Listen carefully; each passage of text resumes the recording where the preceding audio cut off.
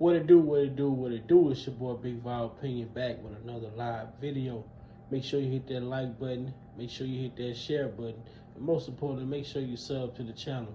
Turn on that post notification bell so that you be notified each and every time that your boy Big Vol is going live, man. With that being said, let's get into this intro.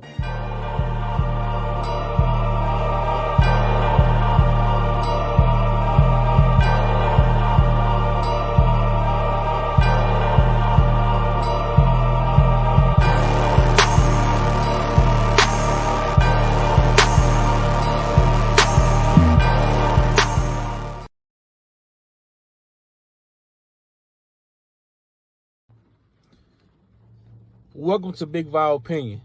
Moderators, with my permission, any negativity in the chat should be hidden from this channel. This channel is a negativity-free channel, drama-free channel, and we are here to push the message out. We will not be distracted.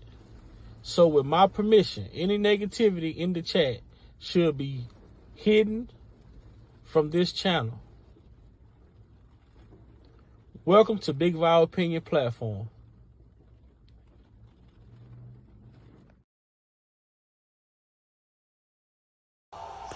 R.Kelly asked that everyone come together and push the message about this BOP officer and Tasha K sharing his private emails and conversations with government star witnesses. Now, you have people that are out here doing the work, pushing the message.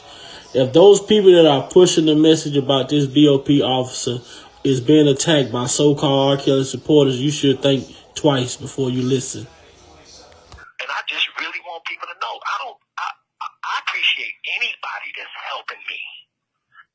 I appreciate anybody that's helping me. A lot of people have been there for me. I just don't want people going back and forth, being mad at each other because one person did this for me and another person did that for me. That's what the devil wants. He wants to cause confusion. That's what these people want. They want to cause confusion. And confusion ain't going to do nothing but keep me in here. But the real thing here. Good afternoon. Tomorrow morning, counsel for Mr. R.Kelly is scheduled to appear in court over the indictments that we brought forth nearly 4 years ago, charging him with 10 counts of aggravated criminal sexual abuse involving 4 victims. I'm here to inform you that the Cook County State's Attorney's Office will no longer be pursuing these indictments.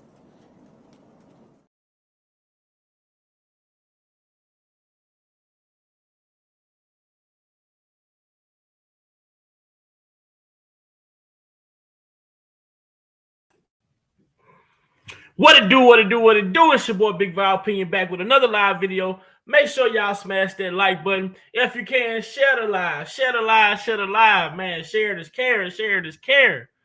Shout out to all the people in the chat, man. Shout out to everybody. I hope God has blessed everybody on this unpromised day. Message from the Bungie Law Group. The CCSAO dismissed all charges against Mr. Kelly this morning. This was the right decision, and we were pleased to have this matter behind us. Our focus now is on the Eastern District New York appeal, which will highlight the fundamentally unfair trial he suffered in New York. Thank you for all the support. So, to the people in the chat, tonight is going to be the night that we engage with each other. Tonight is going to be the night of engagement. So we're going to look into what a Brady violation is and get an understanding of what's the concept of the Brady, what's a Brady violation and what constitutes towards a Brady violation. And we're going to put our minds together. We're going to put our thoughts together, and we're going to point out some of the things that took place in the trial, in the trials, per New York and Chicago. And we're going to have a conversation. We're going to talk about this BOP officer. We're going to talk about Tasha K. We're going to talk about this star witness.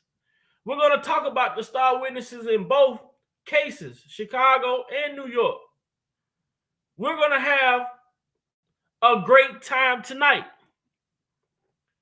So it's important that you all hit the like button, because the like button helps the video get out into the algorithm.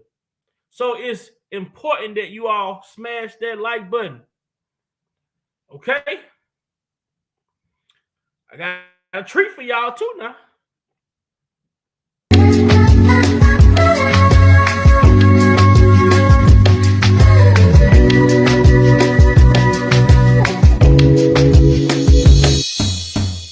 Can't believe council culture is really a thing. We throw away our legends easily, make them a meme. Cultural obligation, what does it really mean? We gotta stay on code, don't go against the team. You don't have to stand with me, just don't stand against. But if you gon' pick a side, don't straddle the fence.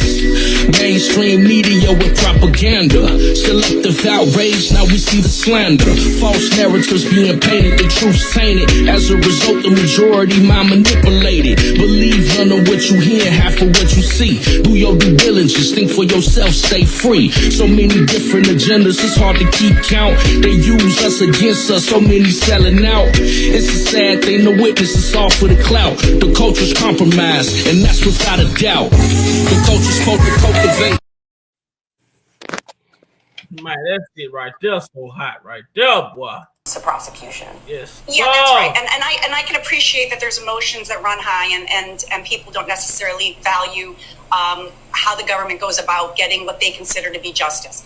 But when the government runs amok, right now it's R.Kelly, tomorrow it's somebody else. And maybe it's someone you care about tomorrow. Maybe it's a loved one of yours. To keep the government honest and to keep them in check, the system has to work for all of us, the R.Kellys of the world, the Bill Cosbys of the world, and then people that we don't even know. And so my job is to make sure the government does it the fair way. And if they didn't do it fair, it just doesn't count. It's like if you cheat during a football game and you want to declare victory, you can't because you cheated. And it is my job to hold the government responsible. Yes, sir. Shout out to the new channel member. You can't because you cheated. You can't because you cheated. Shout out to the new channel member, classified by their name. Salute. Thank you for becoming a member. That's greatly appreciated. What's up, my brother Derek? Hey, man, look, hey.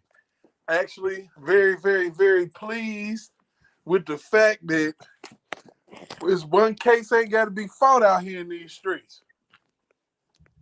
For my mans, they know they jacked up, man. They know what they did to him. Yeah, but see, what happened is Kim Fox dropped that Chicago State case.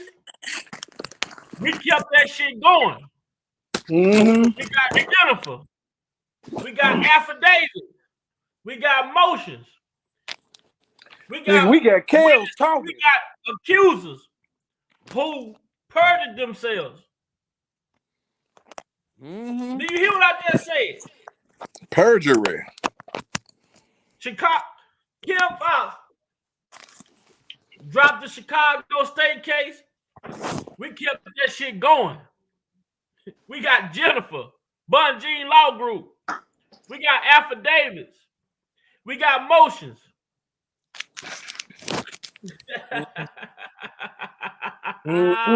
We got the text messages. We got the text messages. In that order. We got the emails. Hey, we got Tasha K, motherfucker. We done dealt with Tasha K in Big By living room.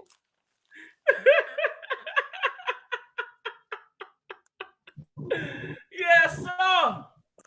What's good for the goose is sometimes good for the gander, right? And ain't no fun when the rabbit got the gun, baby. And they say it's cool when they do it. It's a problem when we do it. Fuck them. What's Buddy out here. What's up, Prophet? What's up, Prophet? You know, it's been a whole day and some 2 days we've been knowing about this, man. I feel good because that's the case that started it all, man. That's the head of the snake. You know, and once you cut off the head of the snake, the rest of the snake ain't got no choice but to die. You done already said, look, he beat more charges than he lost. Period. At this point. They're not going to say that though. At this particular point, he beat more charges. They threw everything at the wall just to see what the fuck could stick, and over half of that shit didn't stick. And we getting closer to 90%, motherfucker. Yes, sir. What's up, Prophet? We at about 75. Yes, sir. What's up, Prophet Derek? What's going on, man? Man, what's going on, Big Vi nephew? Man, I'm bringing that motherfucker. Hey, I'm bringing that heat tonight. You know it's funny, right? You say we kept this stuff going. We got it. We got it. Got the text messages. We got emails. I missed the rest of it coming in. We got the affidavit. I got screenshots in my phone. Hey, you gotta work it, nephew. Don't stop. Don't ever stop doing that, man, until he come home, man. You gotta keep working that. Look at here, man. I got one better for y'all. I got one a little better for y'all. Cause they watching me, man. They watching me like a hawk out here. Yeah. Of course, let them But since I know they watching, hey y'all, I got y'all another one. I got a phone call. Yeah, I know you're out here. Man, why you keep following me, man? I know what you're doing. Bro, why you keep following me? I know what you're doing. Everybody know I'm at the courthouse. I had court. No sense, bro. I had court. Yeah, boy. We bought the information. Let me check my lights first to see how many lights I got. I got 60 people in here. I better have 50 lights before I release that. I need 50 lights before I release that one. Come on, chat.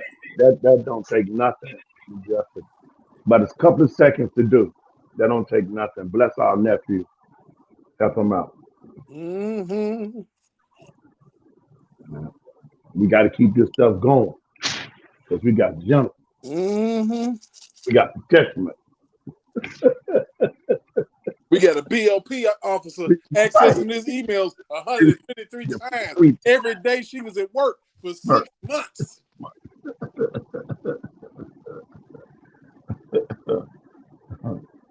See, we got Angel Crew. We got Boss Baby. Yeah.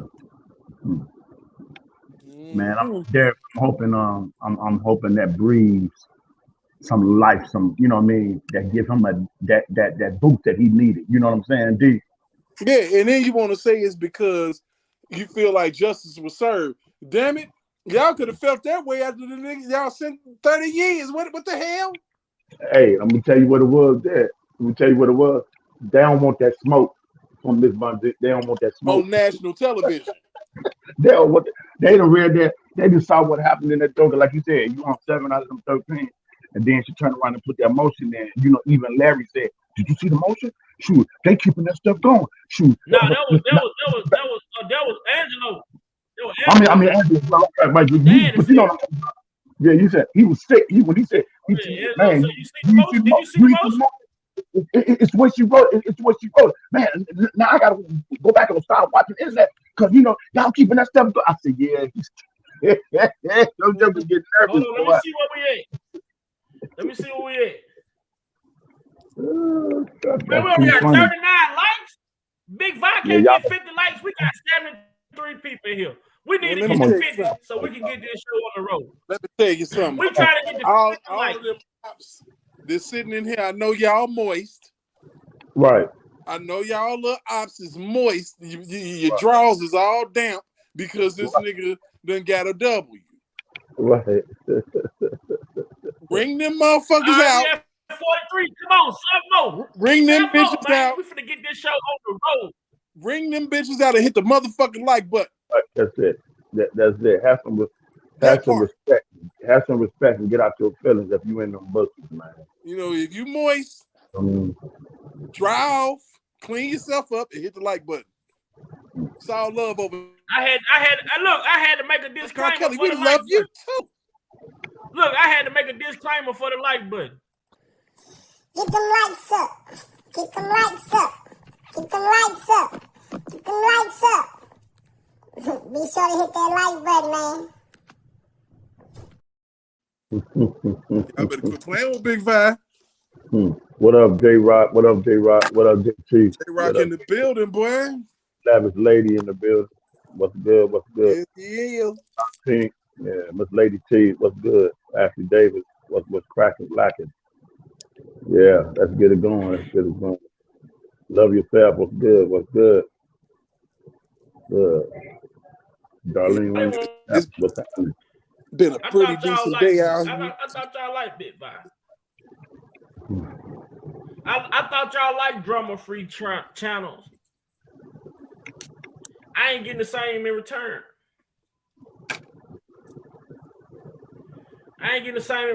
But you know what? I'm going to go ahead with my show because I do this for me. Right. And I hope y'all like it. I ain't going to let y'all hold me up.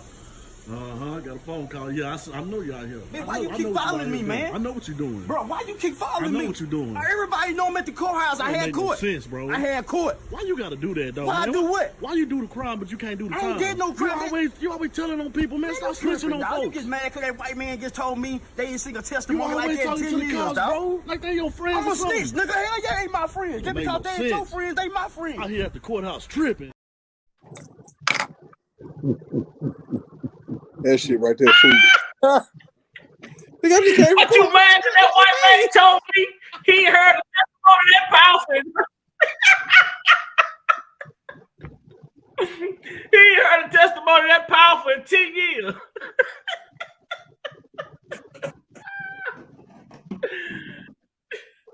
These my friends. The motherfucker say, testify.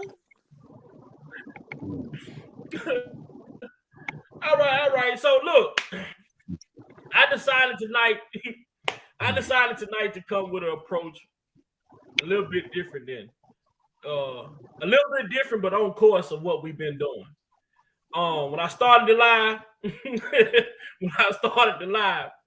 I said, we want to engage with the chat tonight as well. I'm gonna play a video, and it's gonna speak to give us an understanding of what constitutes to a Brady violation.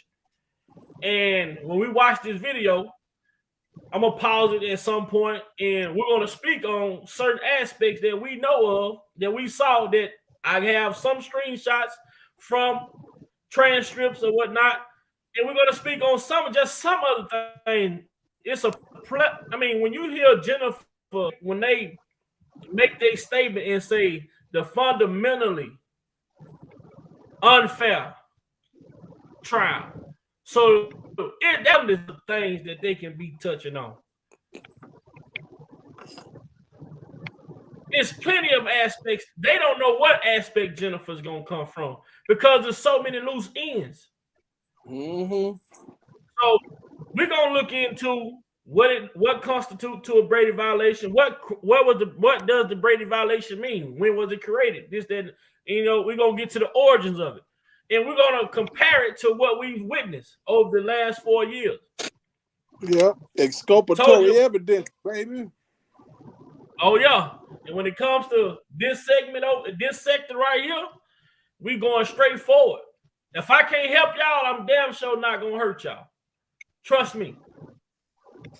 Boy, say that shit. Yeah. So let's get to it. Yeah. Let's see what we got here.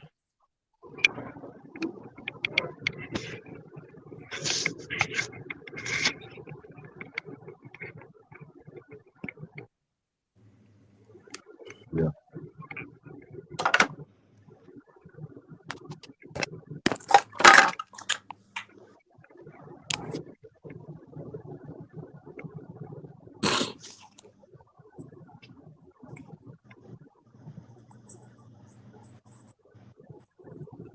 It is a feature of our criminal justice system that each defendant must receive a fair trial.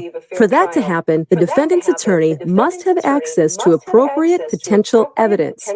To ensure this right, the United States Supreme Court has ruled that prosecutors must disclose exculpatory evidence, which means evidence that tends to demonstrate innocence. This rule was announced in the 1963 case Brady versus Maryland. In that case, John Brady and his companion Charles Boblet were accused of robbing and killing another man. They were arrested, tried separately, and each convicted of murder. To avoid the death penalty, Brady took the stand and admitted to participating in the crime, but claimed that Boblet killed the victim. To support his client's claim, Brady's defense attorney sought to examine all statements that Boblet made to the prosecutor. Although the prosecutor gave the defense attorney access to these statements, he did not provide him with the one statement dated July 9, 1958, in which Boblet admitted to having committed the murder. Prior to that time, a defendant's rights were only considered violated when a prosecutor behaved in bad faith by intentionally concealing exculpatory evidence or intentionally allowing false testimony at trial. Right there, we're going to stop. Bam. We're going to stop right there. Okay. We're going to stop right there. Where you want to stop? Hit the brakes hard. Let's hit the brakes hard. Okay. We're gonna stop right there. We're not gonna go for what we've been talking about. Let's talk about these people getting on the stand knowingly lying. First and foremost. But it's gonna take us right back to where we went to, or where we really trying to go. So basically what we see, we done seen a bunch of knowing lies to the point that the prosecution had to interview these people on several occasions to get the story straight. And still, when you get on the stand, it's still whack. You know, and the only thing they constantly ask you, and you were 17 when this happened, you were 17 when this happened, you were 17 when this happened, right? You were 17 when this happened, right? That's all they did. Mm-hmm. Right. And then riddled it with bad act evidence. You feed that in, Derek, with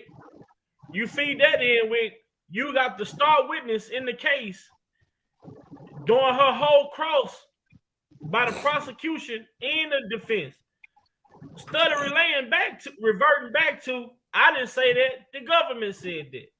Mm-hmm. So did the government give the defense all of the information that was talked about during the interview? Nope.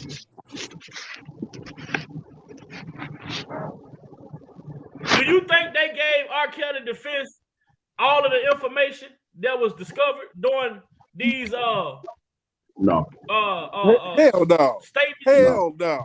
Even Greenberg had problems trying to get that information. Greenberg ain't no fighter. Greenberg a pussy. I know. I'm just saying. They weren't even giving information during that time, and then we got the New York County didn't even have all the information that was needed. But at least, yeah. Go ahead. Then you got on the bribery charge. You got the star witness for the bribery charge, Demetrius Smith. He tells the judge in the government in the start of his testimony that Robert had nothing to do with bribing this official. I did that. But he's still charged with bribing an official. Because if you want to believe that he married Aaliyah, you got to do that. And it's people that literally believe it no matter what was said. Period. And no matter who mouth it came out of, it come right out of Aaliyah's mouth. They ain't gonna believe it. That's what's just tripping me out, though, Derek. I can't wrap my thought around that concept, man. I mean, you, man. So then you get a Javante Cunningham to jump up on somewhere and tell bold-faced lie after bold-faced lie to the point, you know, that you went from just a background singer to a whole victim with the quickness. Like, you didn't say all that Then on you get Surviving one R. of Kelly?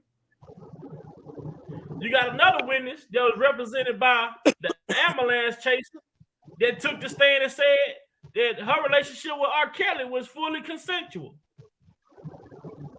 There goes the lawsuit. Oh, yeah? Yeah. Right. Then you got another individual by the name of JP who, you got to look, this woman literally went to this man 2008 trial where they were showing alleged child pornography. Well, you had to be 18 years of age to get inside of the courtroom. Mm-hmm. They got pictures of this girl at the trial. Mm-hmm. But then you come in court and you represent this girl as being a minor, the government. You have a witness that was associated with this young female. They say when they went to this man's house, it was security at the gate who asked for identification, and she turned around and did not even try to. Mm-hmm. But she got a whole nother. Lost her ID. But she got a whole nother scenario that she done told the world for that night. You see what I'm saying? See, this is shit that the people don't want to talk about. That just say, "Oh, he's guilty." And the messed up thing about it was she was supposed to get into that party, but Bubba wasn't nowhere around. And if Bubba was around, she would have found her way in that motherfucker. Right. That party. She would show his shit. Would have found her way up in that motherfucking party that night. Then she get caught jumping the fence. Right. So people don't even realize. That it's a whole. People was trying to set this nigga up, man. I mean, come on. The person with the most to lose. You have a star. You have one of your star witnesses take the stand and say that she sued this man, and when she sued him, she gave money to someone that was a part of his entourage. If that ain't a conflict of interest, what is it? Hold on. I need more details about this. Mm-hmm. Indeed. How do you sue someone? How do you sue him? And then you turn around and give one of his entourage members part of your settlement. Liars in the courtroom. Right. And I don't understand where people's heads is at to where they can't even understand it. Because the girl clearly lied about the only two females that you could connect together to make the RICO even work. Both had fake IDs. Right. I said that shit last night. Right. I said the same shit last night. Mm-hmm. Everybody else was grown. And the other female and there was two other females that was deceased. Are you serious? But hold on, Jeff. Number 5, they didn't engage in no type of activity. It wasn't no fake ID. It wasn't no fake ID. Okay, hold on. We go back to the transcript.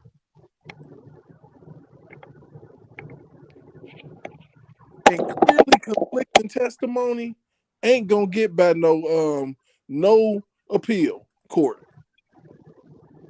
Shaky ass testimony ain't gonna work. Because y'all can hear me?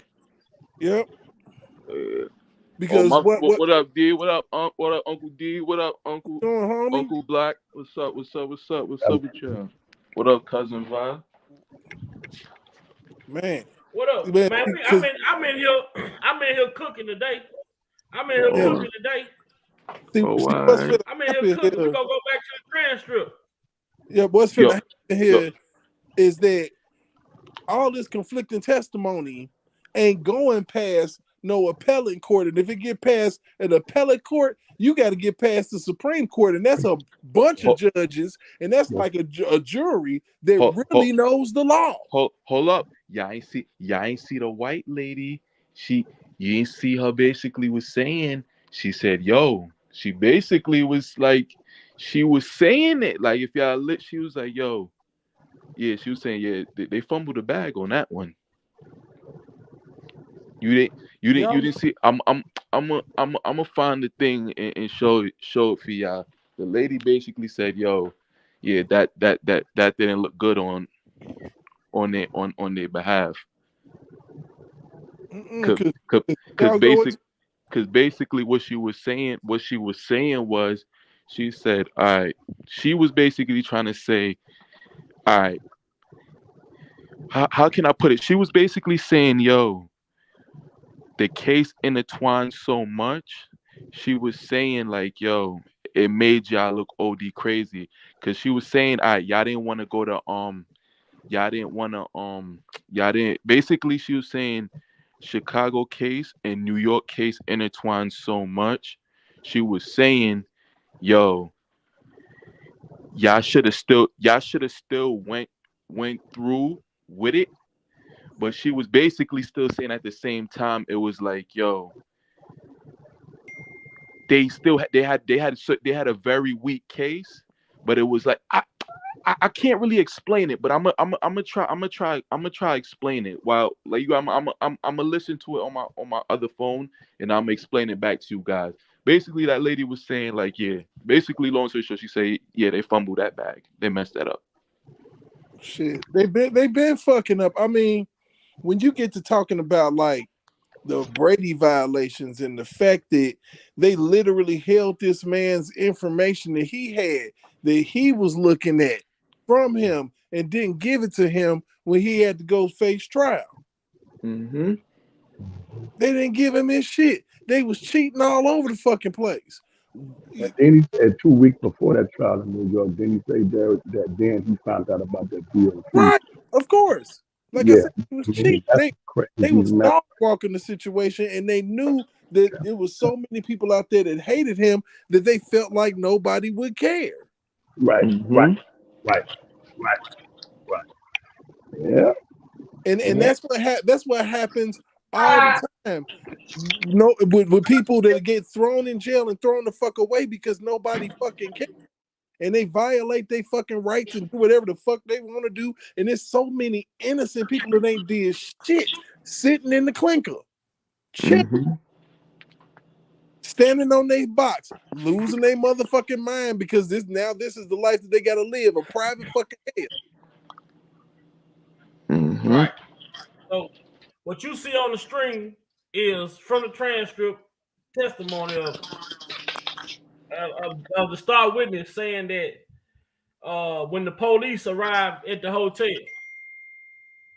say the defendant after arranging for James to meet defendant in his hotel, they didn't arrange because what did the father come out to say? The father said that they were waiting on her to come from school. She never came and they were looking for her. And all of a sudden, if you looking for your daughter, how do you know just to magically appear at the Dolphin Hotel, she there? So how are you looking for someone that you go directly and find? Don't seem like they lost. I mean, but I digress, so I keep going. Say Jane's parents apparently called the police. Jane described the defendant as nervous and anxious, asking her to confirm that she was 18 years old as she had represented. Jane testified at trial after the defendant, looked through the peephole. He made me go into the restroom immediately and told me to get dressed. But hold on, I'm gonna catch that in a minute. I'm gonna catch this part right here in a minute. And told her to get dressed.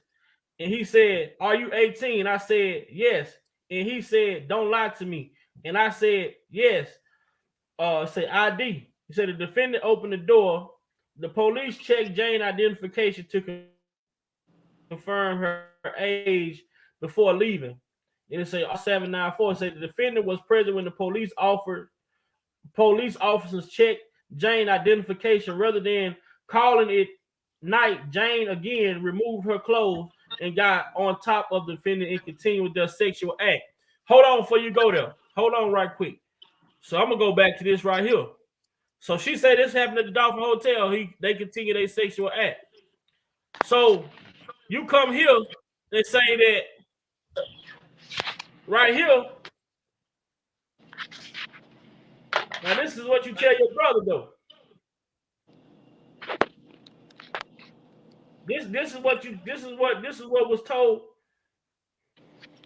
Let me get to it because I'm in my phone reading so I can see. It say another reason I know they were trying to set him up. That's another. She talking about the police incident at the hotel. All this go with that transcript. The transcript I just read go with this letter right here. Say that's another reason I know they were trying to set him up.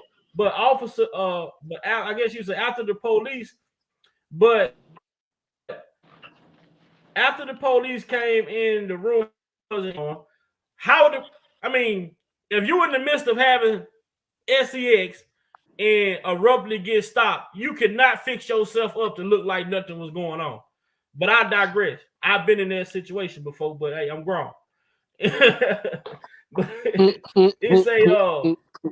say Mom and Pop realized that their plan pretty much did not work. So obviously they decided to back off of their plan at the time. Brother, I'm telling you the truth. I cannot make this up. Then later on, after I started getting to know him, and what I mean by that is becoming friends, I admit I started developing feelings for him and went from being excited to be around R. Kelly, the celebrity, to falling in love with Robert, the person.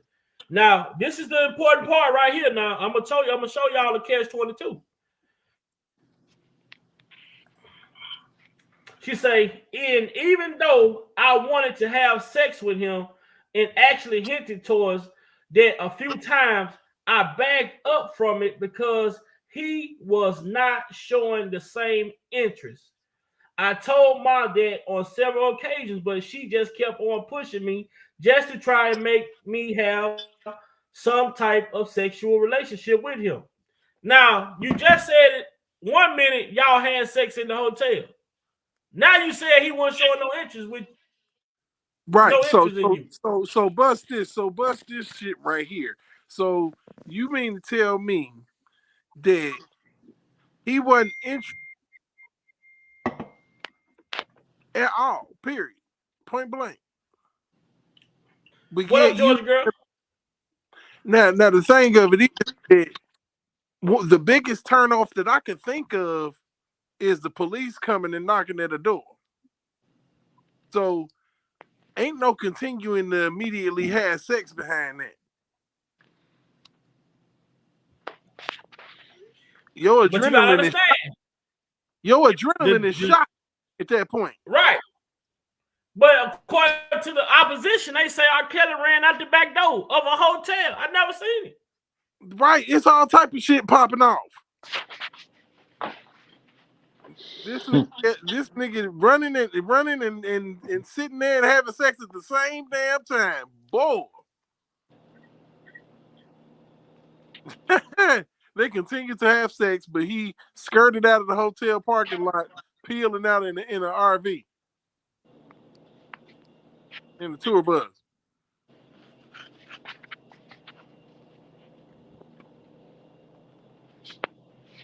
So then some clown shit, man. Clown shit. Yo, D, you hear me? And then I go to Yo, D, you can hear me? Mm-hmm. Yeah. This shit is just ridiculous, man. This shit is ridiculous. Well, hold up. But as we stated before, this man is so much of a pedophile, like so much of a pedophile. Trust me, a pedophile, what you call it? A pedophile wouldn't be turned on in situations like this, and clearly from what she's saying, he ain't turned on. So I don't know, like, Come on, like. I mean, just think about it, man. That's stupid as fuck, man. This is ridiculous. But Like, she's not saying she's not saying that he she's saying that he showed no interest. But this is in Chicago. But he met her before Chicago. They met at the Dolphin Hotel in Florida. This is the first meeting. This is when she was supposed to go and audition for him. They had sex. This is what happened this is what the transcript is talking about. So if he didn't already had sex with you the first time y'all met, why would he not be interested in having sex with you after the fact? And why would you be writing a letter in that regard? Thank you. And mind you, this is out her own mouth. These are her own words. Her own words. So I wonder what kind of cast or spell he got her under. You know, and it's so fucked up, man, because you know what I'm saying, you got this little female that done sit up here and did everything she could to watch this man burn. And I'm certain that her last 4 years ain't been all of that. It ain't been rainbows and sunshine. Sure the hell ain't. But yo, D, it's just so crazy to me. It's like, yo, the first interview. They gonna get on your ass, Dean, about eating and talking, man. What you say? What you say? Dean over there eating good and talk. And they gonna get on your ass about eating and talking. I can't understand shit this man saying right now. Nah, my fault. Now, nah. My mom made some oxtail. This shit fire. But my fault. I understand, nigga. Nah, I'm saying, but what I was saying is, it's just so crazy though. It's like, yo, the first official interview with Gail, she's lying, but the second interview, she's telling the truth. What? Think about it, D. The first interview, what you call when she was saying everything. What you feel me? They want to say she's lying. Yeah, when she was telling the truth. But she was really telling the truth. But no, she kept it all the way funky in that first interview. But D, that what as they gonna say, yeah, we just crazy super fans or craze fans or whatever. Man, that bullshit that she got on there with Gail King and that motherfucking Quaker Oats outfit that she was wearing that day, looking like a fucking nun. What the hell type of shit? I'm like, come on now, lady, you don't dress like that. Them titties be out. They probably begging to let me out of here. Who put all this shit on? Seriously, her titties stay out. You could tell. No offense to the woman, but her titties stay out. Right, but you could tell she was telling the truth. You could just tell off of the way Joy was moving. You could just look at Joy and could just tell, like, you can just see just all over Joy's movements and the way she was moving. That's how you knew Azriel was telling the truth. Yeah, I mean, look, man, they tried to hustle this dude with their daughters, both of them. Let's just get all the way funky. They tried to hustle him with their daughters. You know what I'm saying?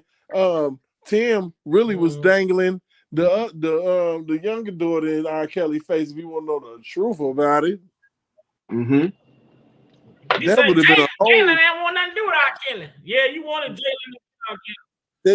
That would have been pay dirt for them, boy. I was asking somebody yesterday.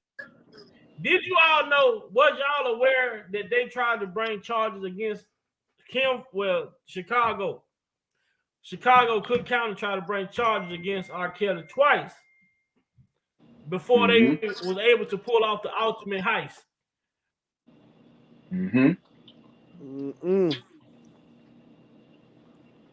That's crazy. But Bob, once again, we don't know no better. We just some crazy fans. Yeah, we don't even know how to. We don't know how to think. We just are we molesters too? That's what people want to say to us and shit. Mm-hmm. Ain't read a transcript So first. what you see? So what you all see on the stream is this was a motion from Darryl McDavid's lawyer. You know, Big Bo Brindley. You know what I'm saying? I'm telling you, I want Kels to get him on his team so bad.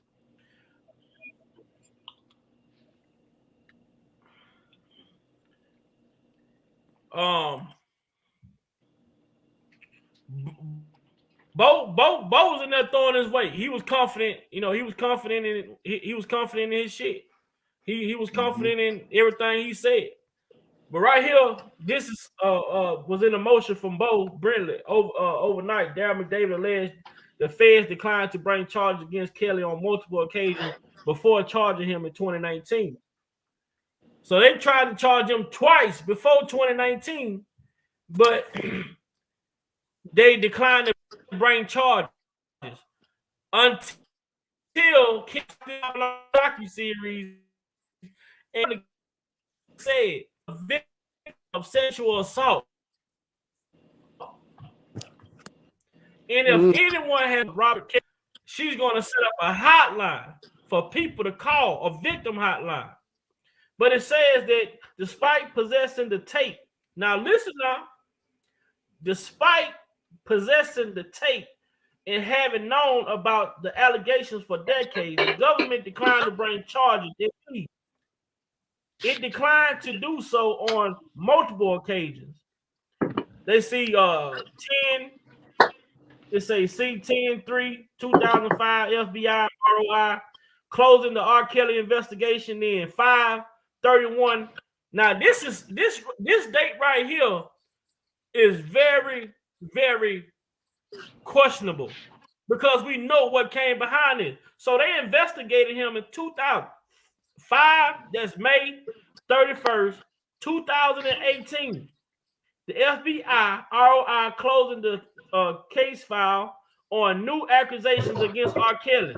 Instead, it did nothing while being fully aware of the allegation and possessing evidence for decades. As a result, they let substantial pieces of evidence get lost.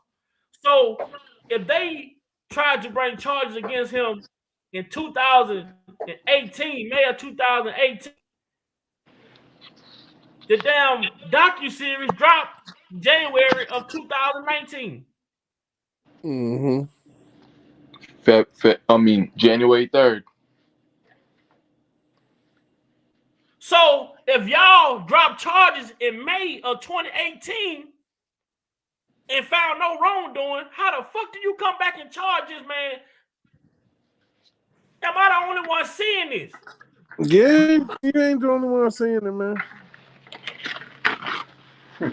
Because it's public perception and public outcry.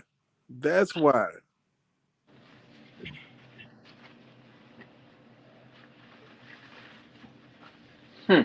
You give Man, this anybody, shit is funny.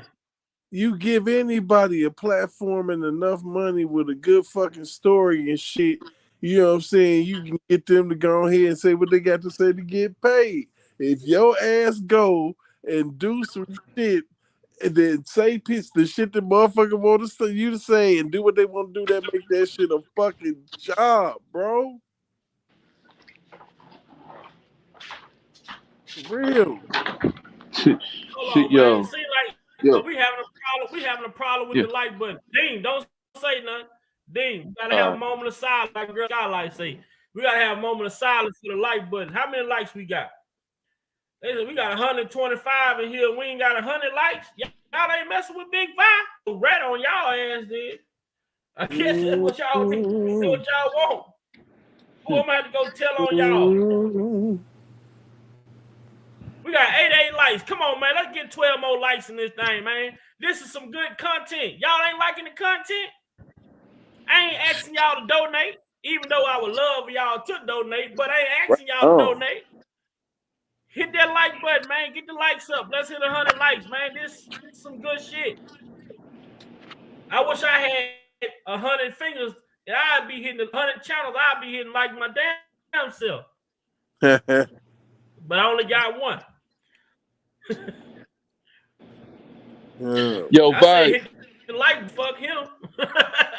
Yo, Vi. Your shit is it. What's The up? video is was there a Brady violation committed in R.Kelly case, right? That's the video. Yo, you heard, Vi? That's the video, right? That's the video, bro. Yeah, that's the All video. right. Yeah, nah, cause I'm on it. All right, so yeah, you got what I'm saying, so I could like it, cause I'm on what you call it through my Safari. So I'm gonna go to my YouTube Okay, app. okay.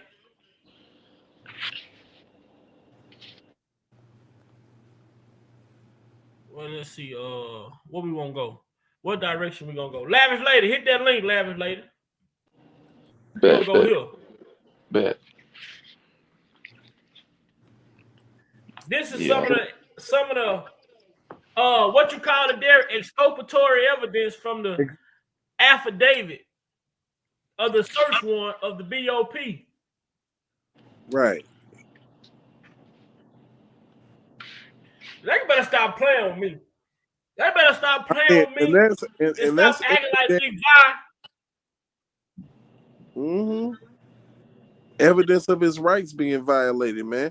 You know, I mean, the dude, they violated every right they possibly could in order to even put him in the unfair position. It's been unfair from the gate, bro. Surviving R.Kelly was unfair. Facts. More than unfair. Salute, Dennis King. I appreciate it. Thanks for the super chat, Dennis King. At least they gave Michael Jackson an opportunity to talk for himself. Shit. Even though he was getting frustrated. Lady, you ready? You got to see the document? Yeah, I am here. Hello, everyone.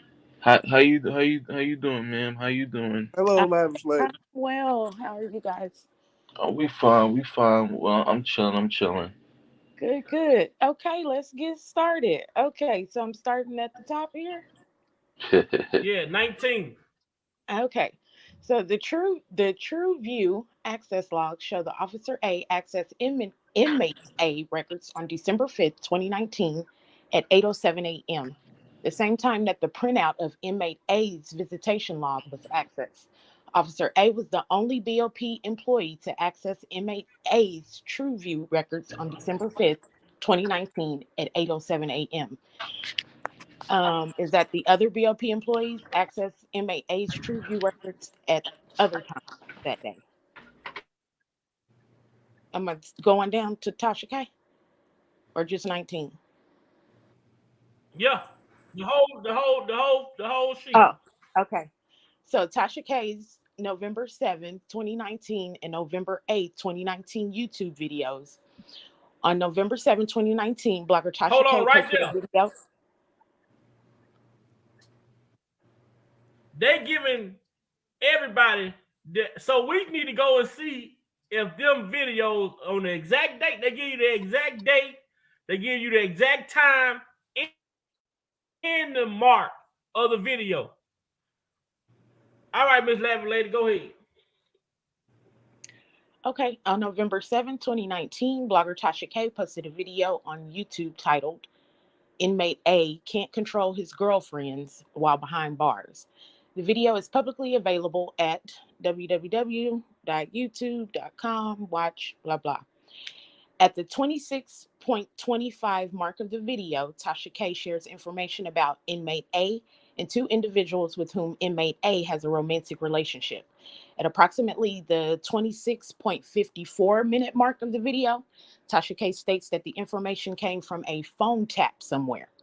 Tasha K then divulges information from the phone calls involving inmate A, including the specific content of the communications.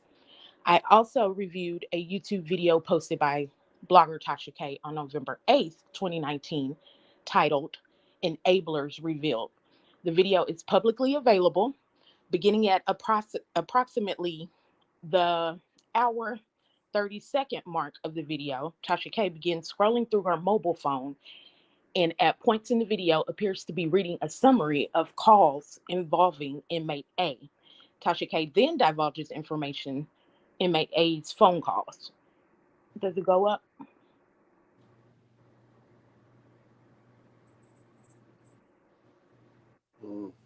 Does it go up?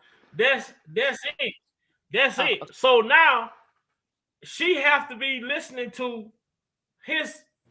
She have to be having access to his calls with his attorney. To how do she know who enablers are?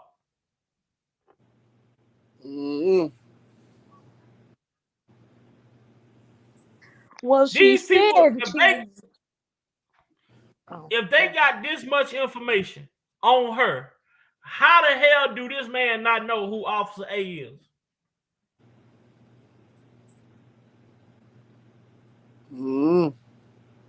Why did they withhold that evidence, but they gave them all of this about her?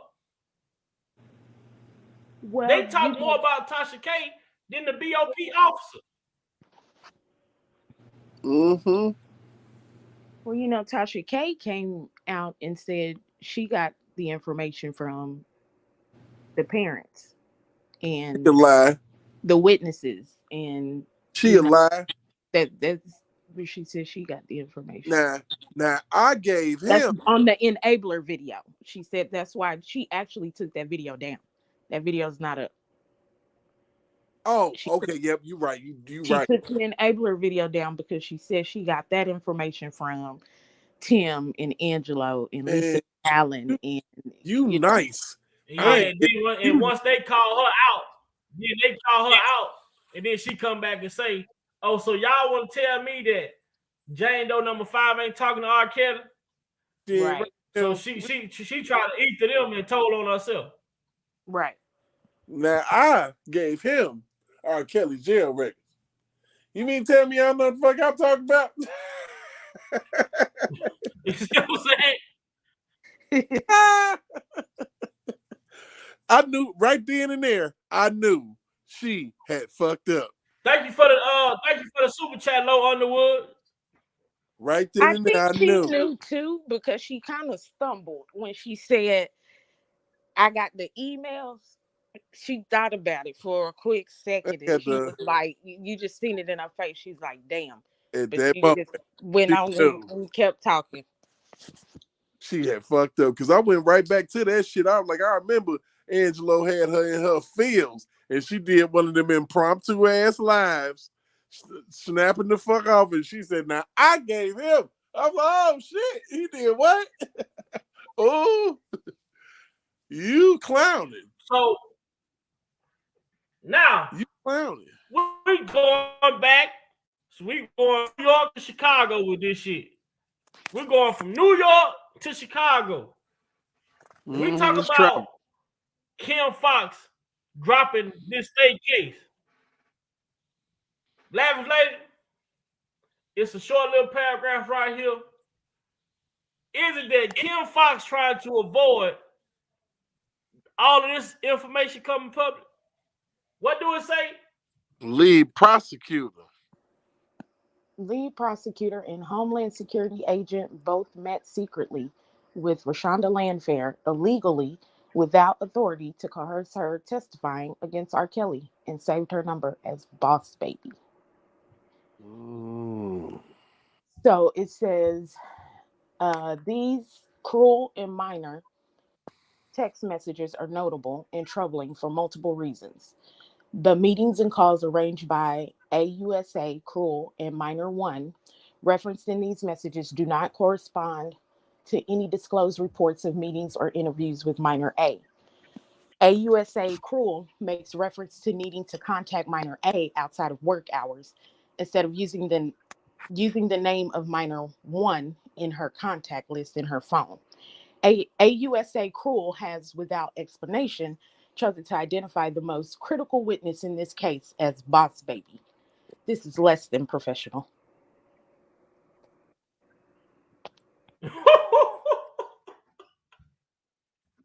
Now, if this ain't witness tampering,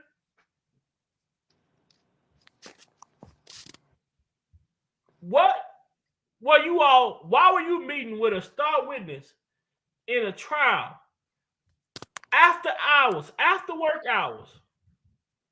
You got the star witness in this trial sending you pictures of her baby bump. You say that Homeland Security advised you to make a burner email so that you could communicate with the star witness. And don't forget, who did Don't Be Cruel get the manuscript from? Mm-hmm. Do y'all remember? She got the manuscript from Jim Derogatis for his book. Mm-hmm. This is why Jim Derogatis did not want to take the stand, because all of this came out in the messages that Bo Brindley presented. Yes, I remember that. It was from his book. Mm-hmm. He emailed her the manuscript, so that means the unedited version of his book, which his story came from witnesses, star witness in the New York trial, JP.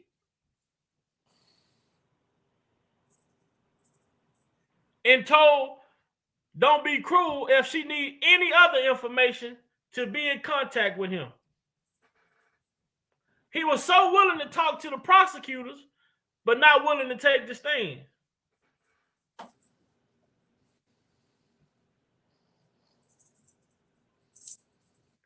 I got a problem with that. Mm-hmm. Chicago, we as supporters of injustice, we as citizens in this country, we got a problem with this.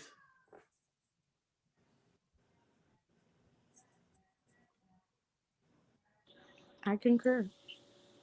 I got a real problem with Jim Derogatis, so whatever your name is.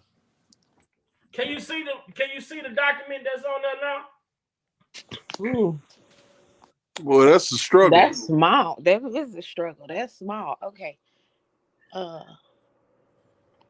that's small. Okay. So the feds altered and manipulated those so-called tapes.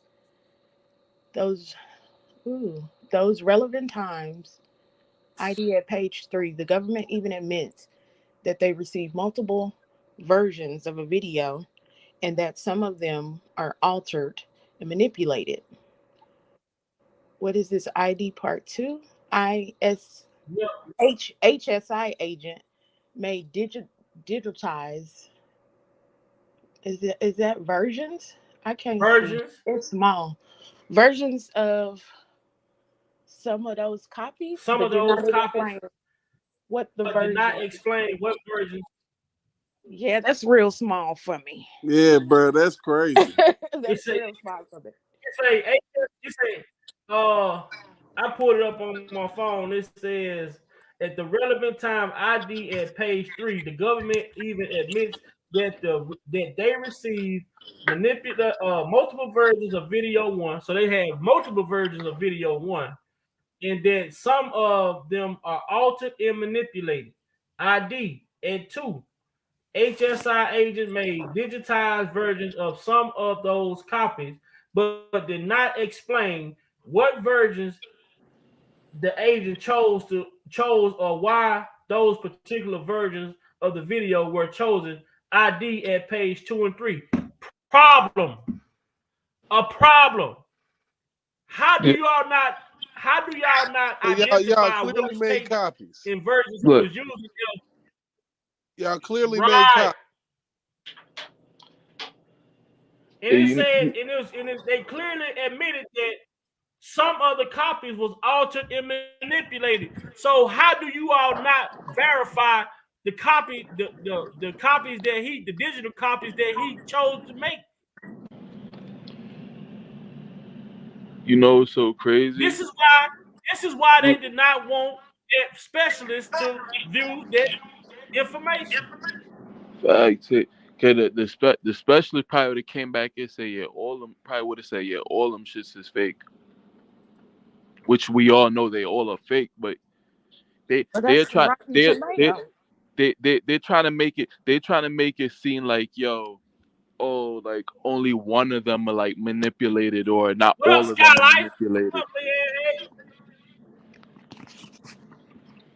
Let me get this shit bigger for everybody Yeah, to see. make it a little bit bigger. Good Lord, dude. I mean, who I'm the finna edit hell? Strain me there. Who the We got hell's these supposed to old see eyes. that? You need a telescope or some I shit? didn't know it was gonna show up that small, man. I like that shit I like didn't a know it was gonna show up micro. that small.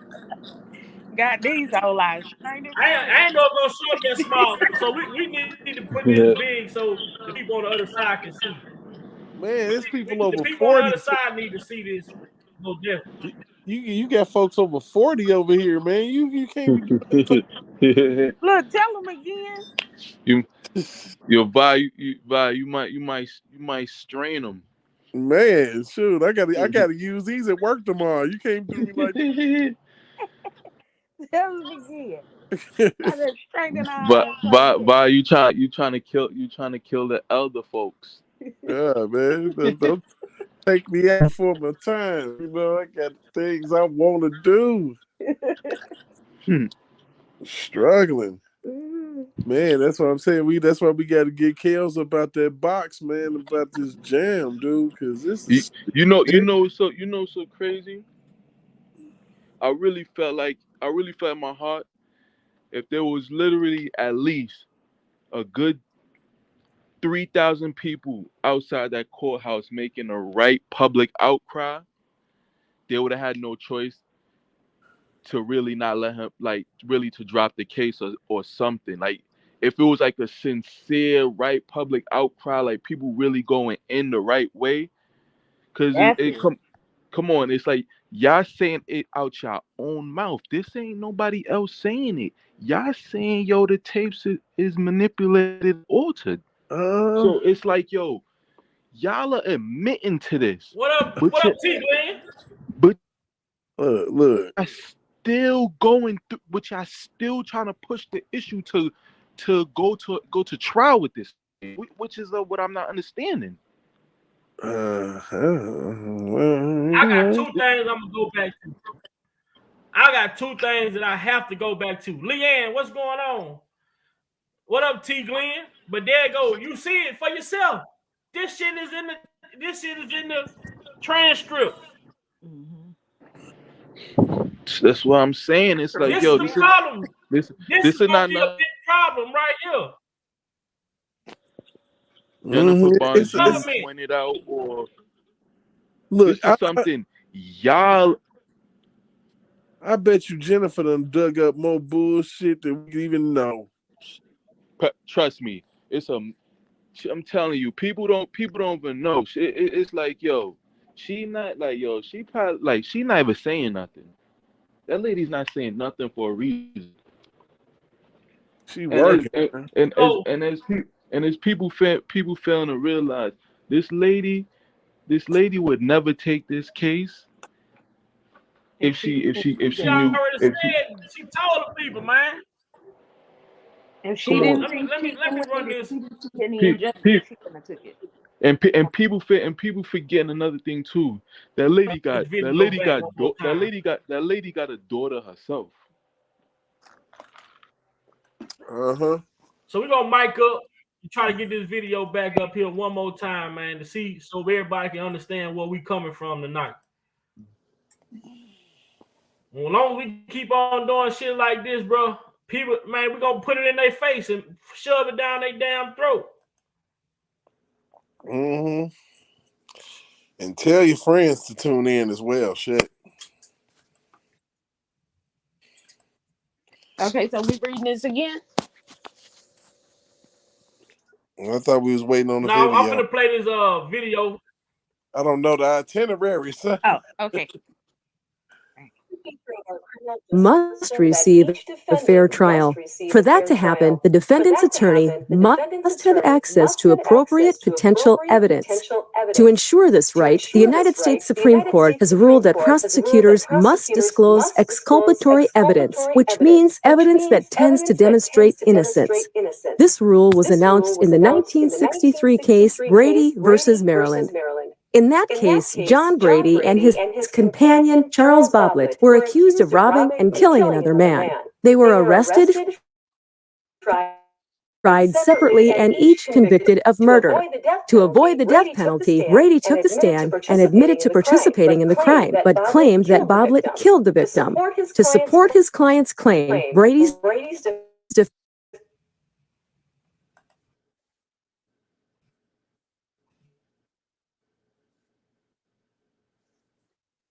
all statements that Boblet made to the prosecutor. Although the prosecutor gave the defense attorney access to these statements, he did not provide him with the one statement dated July 9, 1958, in which Boblet admitted to having committed the murder. Prior to that time, a defendant's rights were only considered violated when a prosecutor behaved in bad faith by intentionally concealing exculpatory evidence or intentionally allowing false testimony at trial.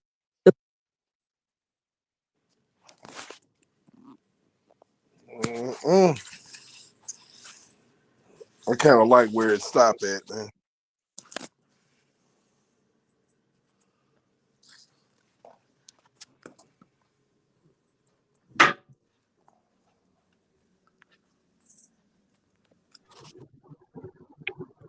I'm at work, nephew, so I'm in and out. I'm listening though, but I'm in and out.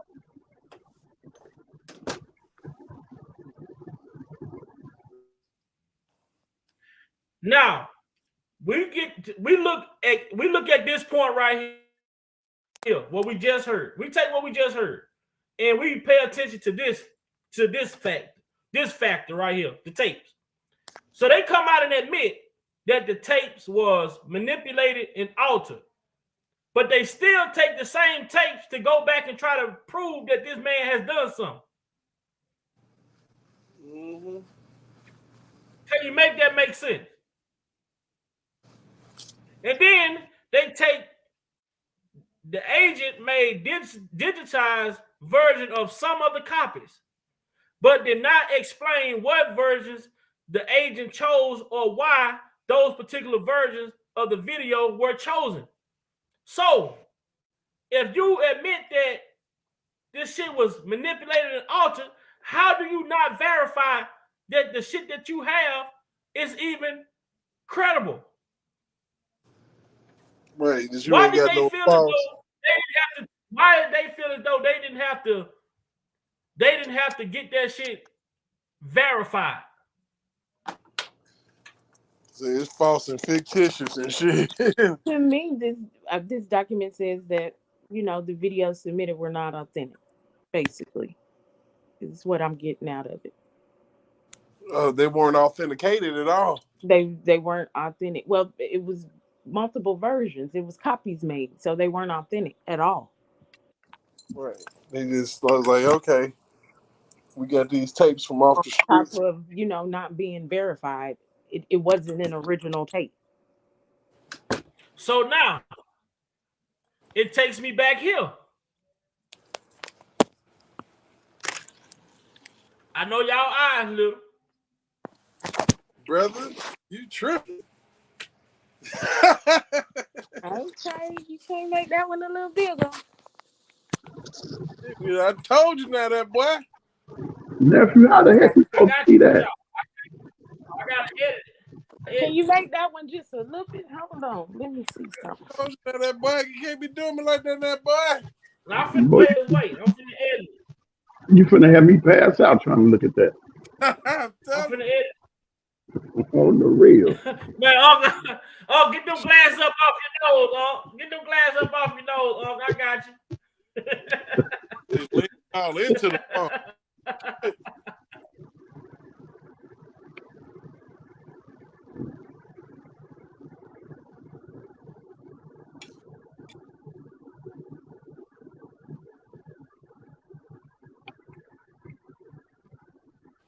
You get us out here leaning in, my dude. I can't see see that. The devil is a lie. So, you know what I'm saying? You know, people that mess around, smoke them a doobie and shit, and eyes all tied and dry. Can't do that.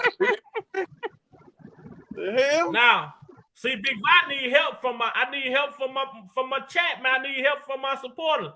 I need to get some better equipment. You know, I need to get just a little help. I can do the rest. I just need a little help. That's it. But now that's big enough for y'all. But see, I gotta work with 3 different devices while trying to do this, so everybody seeing. So if y'all like to donate and help Big Vi get some better equipment, y'all, I'm trying. But I'm gonna keep bringing my goddamn content. I don't give a damn. Yo, We gonna Vi, all see your cash app, yo, Big Vi, Vi, check your text message right now. My bad, Big Vi. I won't do it no more. I'll behave, sir. I'm sorry. Okay, so a motion overnight from the lawyers from R.Kelly co-defendant Daryl McDavid alleges the feds declined to bring charges against R.Kelly on multiple occasions before charging him in 2019. Despite possessing the tape and having known about the allegations for decades, the government declined to bring charges. Indeed, it declined to do so on multiple occasions. See 10/3/2005 FBI ORI closing the Kelly's investigation. On 5/31/2018, FBI ORI closing the case file on new accusations against Kelly. Instead, it did nothing while being fully aware of allegations and possessing evidence for decades. As a result, they let substantial pieces of evidence get lost in time. So 5/31/18 would have been the 10-year mark, right? 10 years from the 2008 trial. They decided to drop the case. And they had all of these video evidence in these tapes. So you turn right back around. You turn right back around and drop Surviving R. Kelly on January the 3rd, 2019, then bring charges against the man.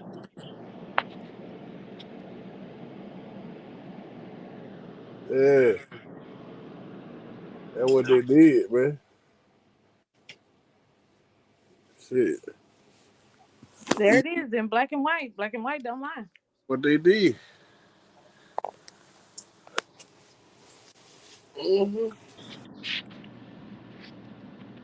When Surviving R. Kelly went off, they kept that shit going. Shit. Pathetic. Yeah, for people to lie. That's why I got something for his ass now. When Cam Fox dropped them charges, he kept that shit going. We got affidavits. We got motions. We got text messages. We got Jennifer Bunjean law group. We got the receipts. We got the receipts. Man. Video, audio. I guarantee you, you can go and reach out to all them people and be like, yo, I want to give y'all basically another interview, and be like on some, yo, I wanna not be biased, and I wanna be sincere. You know, just talk to them like genuine, and I guarantee you they all gonna give you a total different story this time again. Which is sad and pathetic. I guarantee you. Because they try to make it seem like this is an evil dude who just got his penis out all the time.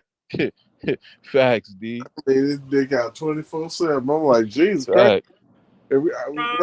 Robert put her penis Hold on. Look. Check this out. Shit. But you got type shit like this going on. Mm-hmm. Hold on. You got to do it like this. I got a phone call. Yeah, I know you out here. Man, why you keep following me, man? I know what you're doing. Bro, why you keep following me? I know what you're doing. Everybody know I'm at the courthouse. I had court. No sense, bro. I had court. Why you gotta do that, though? Why I do what? Why you do the crime, but you can't do the crime? I ain't did no crime. You always telling on people, man. Stop snitching on folks. You get mad because that white man just told me they didn't see a testimony like that in 10 years, dog. Bro. Like they your friends. I'm a snitch, nigga. Hell yeah, ain't my friends. Just because they ain't your friends, they my friends. Out here at the courthouse tripping. Yeah, that nigga blood pressure high as heck. Little retarded motherfucker that was popping. Job doing what? I get paid to snitch. The daddy was cool with him popping Azrael. Like think you a snitch ass nigga and shit, but guess what? Well, what's up? Get to it. Bro, Roger is out. How the fuck he get out? Roger got out early, bro. How? COVID-19. There ain't no fucking way you lying. That nigga got 40 years, bro. Bro, he did not. They let him out due to COVID-19. That's some bullshit, man. No way. That nigga be trying to kill me, that nigga ready. Hey, I talked to that boy yesterday. He said he gonna blow your shit smooth. He said he was gonna kill me yesterday. Blow your noodles straight out.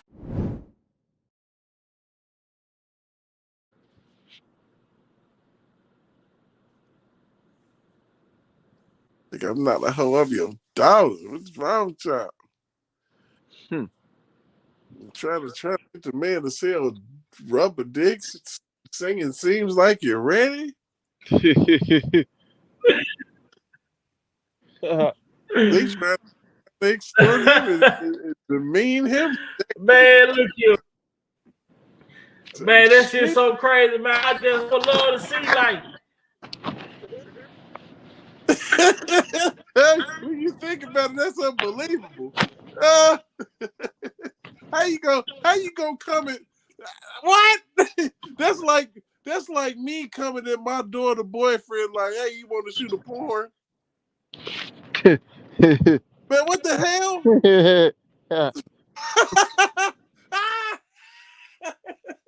Good God, that's crazy, man. What type of person are you? That's how we get out. That's the request. Hey, cast your penis. Cast yours. So the world can feel it. So my wife can try it. Everybody. Family members. Me. Angelo. We know them hips ain't there for no reason. But anyway. But yo, D, you got these weird motherfuckers that they don't see nothing. You got a lot of people out there that don't see nothing wrong with shit like that. Man, and that dude told them no, that was the last straw.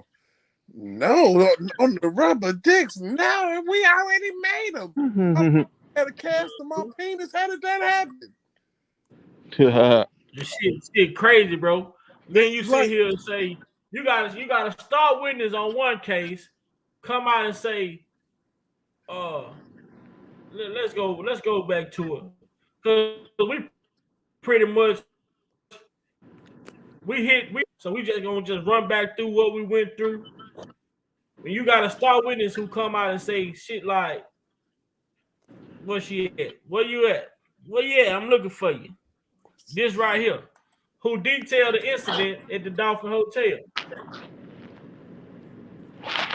She admits to the cop. She admits to her parents calling the cop to the hotel. She admits to showing the cops an ID. She admits to telling the man she was 18. She told and showed the cops that she was 18. Then she said that they were having sex when the cops, and he told her to go in the bathroom and put her clothes on. And when the cops came and checked everything out and saw that it wasn't no wrongdoing and left, they continued back. Then she turned back around on the second hand and say, even though I wanted to have sex with him and actually hinted toward it a few times, I backed up from it because he was not showing the same interest. You gotta make this shit make sense.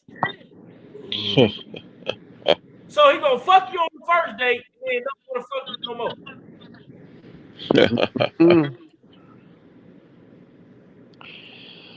That lets you know how good you give it up on the first date.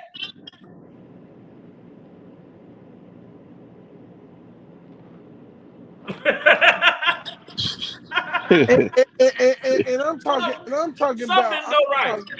I'm But talking about I believe the second lie. Yeah. but I'm talking about so easy. Like the way that you telling this fucking story, it was you didn't give up no resistance to this man. Like soon as you walked in the room and he closed the door, it's like he sprayed some gooby dust in your fucking face, and you okay, I'll get naked and sit on your face and all type of stupid shit. They ain't no fucking way. No. Yo, D, this not even prime Kels, with Kels looking smooth. You got what I'm saying? This old nigga Kels, thank you. This Uncle Kels. This is nigga with a Beijing black and beard and shit. Hell. Nigga, shit. Like, I mean, he's still smooth, you know what I'm saying? He's still we not disputing, still good looking older man. But this ain't the Kels where it's like, Kels got the baby oil from TP2.com on him with the braids. Right. He got the cigars and drinking Cartier beer. the Cartier or the Chanel frames on. It ain't that Kels where you. I'm like, y'all bugging, man. I'm like, it's fucked up because, man, real talk. These females was willing to participate. Man, ain't nobody you easy. If you went that easy, I don't give a damn. You said you didn't even know the man, didn't even like his music, you fucking liar. You sit up here, you tell all these fucking lies. All these lies.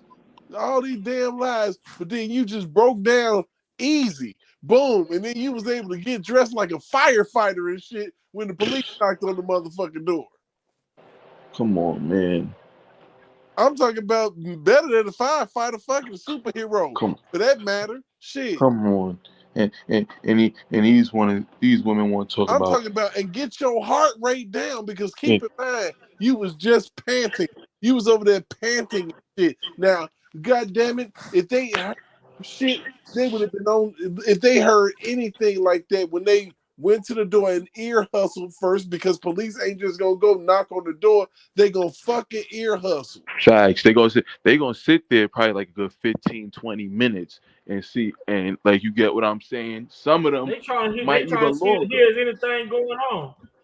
Thank you. They ain't just. Thank you. They gonna sit there. They're trying to hear is anything. Man, come on, man. I mean, they gonna ear hustle the situation and shit. And come on, now, get the fuck out of here. Facts. So you mean they just ran up to the door and just beat up do? No, they want to catch you in the act. And on top of all that, they want to make sure ain't no weaponry or nothing being cocked or some shit behind the door or anything. I mean, what the fuck? Because you got clown ass Faith out here talking about he had the gun next to him when he made that was some old fucking bullshit. That nigga. Thank you. You goofy motherfucker, you. And he ain't that man ain't pulling no. And you ever notice none of the blogs really even focused on that? No, man. Because even they don't believe that. Come on, man. And then the lawyer, that black lawyer, is like, in one of the instances involved a gun. Man, screw you, bruh. Facts. Man, I'm like, where were you anyway? Come on, like, nobody knows your name.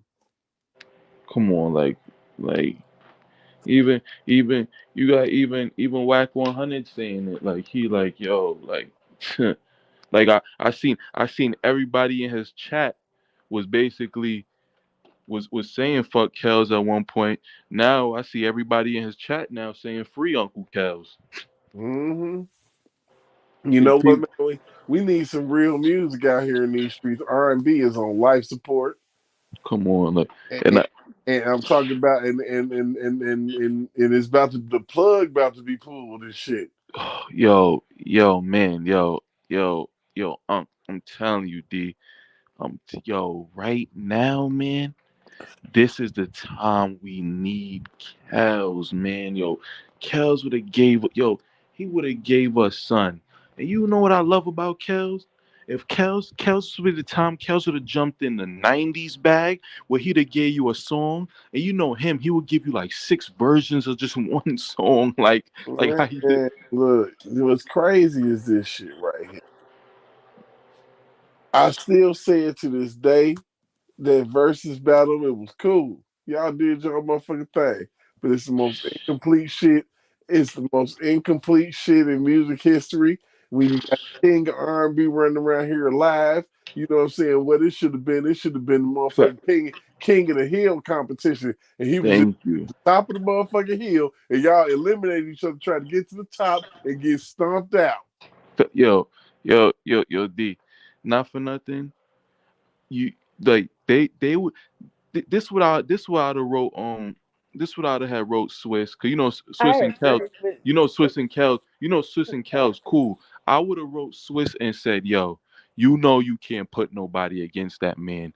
You gotta really give him his own 2 hours and let him, man. This is what y'all was supposed to do.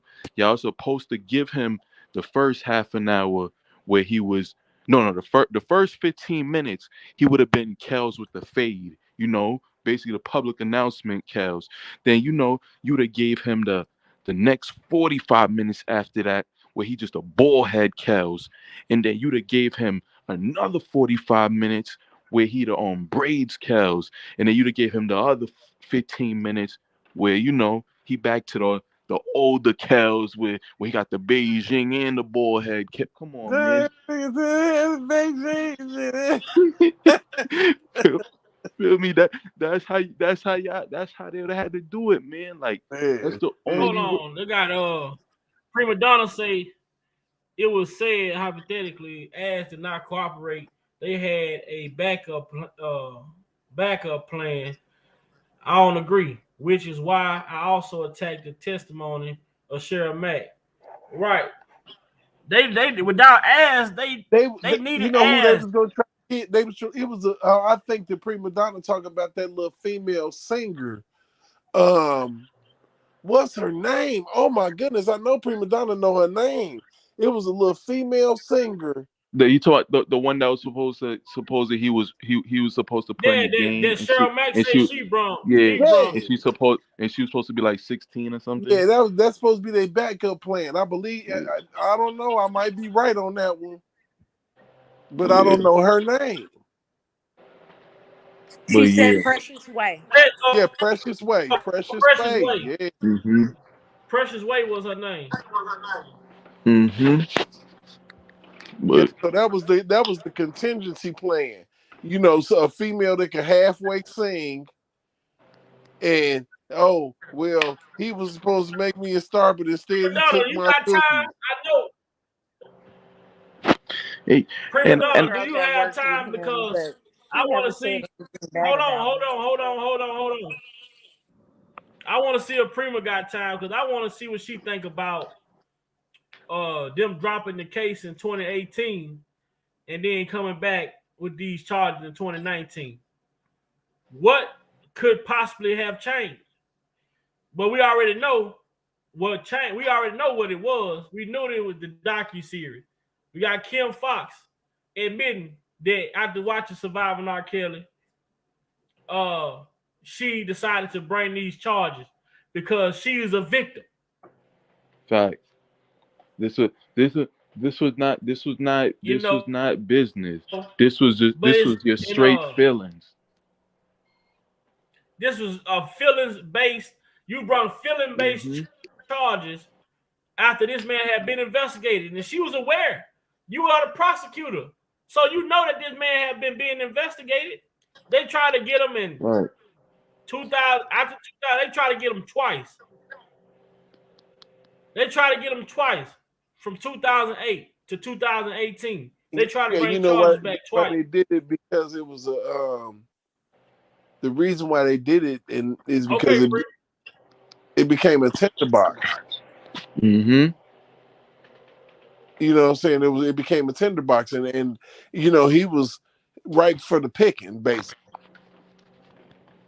Mm-hmm. It was low hanging fruit, and they just got you. Mm-hmm. And Surviving R.Kelly did that in and of itself in tow. Because wasn't nobody really moving or budging off of that bull crap that the Savages was talking about. There wasn't nothing really happening. It was in the They didn't news, have but no wasn't that. argument. Facts. The Wasn't Savages didn't have no fight. That's why they said the name. Clearly, their daughter was grown as hell. Because When that's she what went he with R.Kelly. You that's mad what because he out of nowhere with that Stockholm syndrome BS. Because the reporter was like, "Well, your daughter is blank years old, ain't she grown? What are you talking about?" Facts. And he was like, "Well, if you ever heard of Stockholm syndrome, that's what my daughter got." But man, please. What's good with it, fellas? Well, what up, Progress? What up, Progress? Nothing maintaining. How everybody doing? It's all good. What up, Progress? We nice. We good. Progress. We chilling a lot. And how you feel about them charges getting dropped? Progress. Yeah, man. Look, I feel like for the simple fact is that like she want that shit because they was gonna be public. Facts. Everybody was gonna see all the corruption and all the lies within that.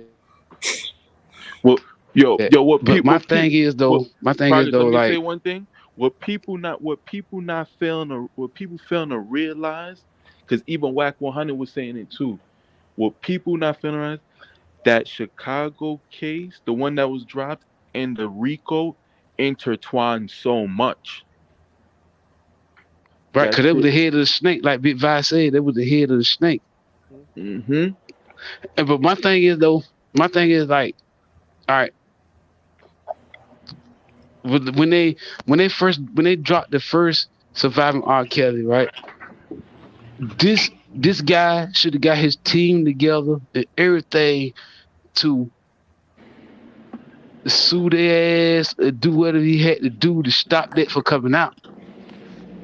Because for the simple fact, like they use his image, they do his likeness, they use his music and everything. He should have stopped it. He should have stopped the very first one. Yo, Progress. Hold on, with too many people, we gotta make sure we talking one at a time because we want everybody to get their point out. Oh, my bad. No, I was just saying something. The progress is Surviving R. Kelly. That shit got cooked up real fast. Like, that shit was cooked up real. Like, you gotta think about it. They started that shit in 2018 and completed that shit practically in 2018. But you just see in 2018, the people was investigating the man in 2018 and dropped the case. Mm-hmm. I mean, but let's just put it all the way 100 with that. Surviving R. Kelly might have been like the whole catalyst for everything, because of the simple fact, and it wouldn't have took that long because all they had to do was dish out some money for some females to tell the lies they wanted them to tell. It took about a year. Mm-hmm. Right. But my thing is though, I feel like my opinion, I feel like that man had enough wealth and everything to stop that. Because even though you use my name and everything, I feel like he could have really said, "Hey, fuck this shit. Nah, you can't do that to me. Don't sit back and take it." Think They about were this. able to have ineffective counsel, man. But when you have Lifetime was gonna put the docu-series out anyway. Right. They was I would gonna have put it sued him. out anyway. But the simple fact that his legal team, they dropped the ball. This is why you hear people talk about ineffective counsel and not serve a cease and desist, not subpoena certain evidence, not it's like a lot of stuff that was bad. This man, he was trusting the shit that people was telling him or what they was proclaiming to be doing for him. But look who it took to come and see what was really going on. Look at this man went through 5, 6, 7 lawyers over in a 2-year span. Right. Right, but what the point I'm trying to make is like I felt like if he would have had the right team behind him, they could have stopped that. They could have stopped that because using that man likeness and image and you got to tearing them remember apart. you got to remember also It's an echo Progress. somewhere. He didn't even have a team until the shit came about. He had a lawyer, his lawyer that he paid. Now if he probably would have had, we got an echo because I'm hearing myself. If he would have had Ed Jensen still, if he was still living, his team, if his first law group was still living that he had during his first trial, then I could have seen them trying to do something. But you gotta understand the forces that came along with surviving R.Kelly. They came with a whole network, Lifetime. They came with George Soros. They came with a whole movement, Mute R.Kelly, Me Too. They had so much influence behind Time's up. And if anything, we really gotta look at this shit and keep it 100. Surviving R.Kelly is gonna be a part of the reason why that man get out. Right. Right. I can see that. I can see that. I can see that too. But my thing is like, yo, this is a mega star. This is a king of R&B. Like Icon. everything that he made, every song he came out hit the charts up there. Shout out to the new member, Miss Lady T. What up, Miss Lady T? I feel like if he had the right people around him, they really could have stopped them for putting that thing out. But look at this, my Progress. You gotta go here too. We talking about you just said a mega superstar that goes to the bank. That goes to the bank for the first time just to discover he only have $300,000. You just an average Joe. Right, but I'm saying what is 300,000 compared to millions just back this network? Facts. It shouldn't even got to that far. It shouldn't even got to that point. Once he found out it, Progress. I'm sorry, Big Bad. We gotta be realistic. My bad. I didn't mean to cut you off. How much can you do with 300,000 when you got a damn big collar machine fight you? Right, you can't do that. And on top of that, take your link and come back on the back end. Let them, like you said, let them laugh now. They gonna cry later. Let them take their link. They swung at the fence. This fight is scheduled for 12 rounds. They put all they fighting to the first 6. The other half going to Kev. Right. And I understand that. But my thing is though, when I went to that bank, knowing that I believe I could fly, or etc. You know what I'm saying? 12 play and all that. And I go to that bank and see that I ain't got that what we say 300,000 in my bank. And look, I ain't locked up now. That ain't no power. Now this the time to see what's really going on with my currency. But you gotta look at it like this, Progress. You gotta look at it like this. Everything was happening so sudden and so fast. You don't, as I said, you don't think them people was sitting there was watching everything with him. What's a coincidence? All right, what people fail to realize, what's a coincidence that he went from $4 million to 300,000 in a matter of 2 months? That's crazy. Then like you said, he made 12 plays. He did. He made all them songs. And he went to the bank and figured just to find out how motherfucker was splitting his money 12 ways. He would even had known that if the banker in there wasn't generous enough to be like, hold up. The bankers don't. It's not like he went and sought after his money. They kept noticing, the person in the bank was noticing, the transactions was getting out of hand, and it was like, hold up. Something ain't right here. So you But get that what I'm shows it saying? proves. That shows it proved to you, this man. That shows it proved to you that this man, everybody that was around this man was snakes. Didn't nobody. Everybody was capitalizing, taking this man money, and everything. Everybody around him was snakes, dog. Of course, It, of it, course. it took it took him to go on. It took him to go on Gail King to figure out that he had that little bit of money, man. And the funny part is, and anybody that knows Kels is very private. Kels still to this day, it really ain't so much about any amount of money. Kels really would have. Kels, we know Kels. The only reason why he even took that interview was because his back was very against the wall, And and money he was was promised to make promised 2 million. He was promised to make what $2 million off that shit, and he didn't even get a dime out of it. Right. This is like saying an average Joe like me out here in this world, right?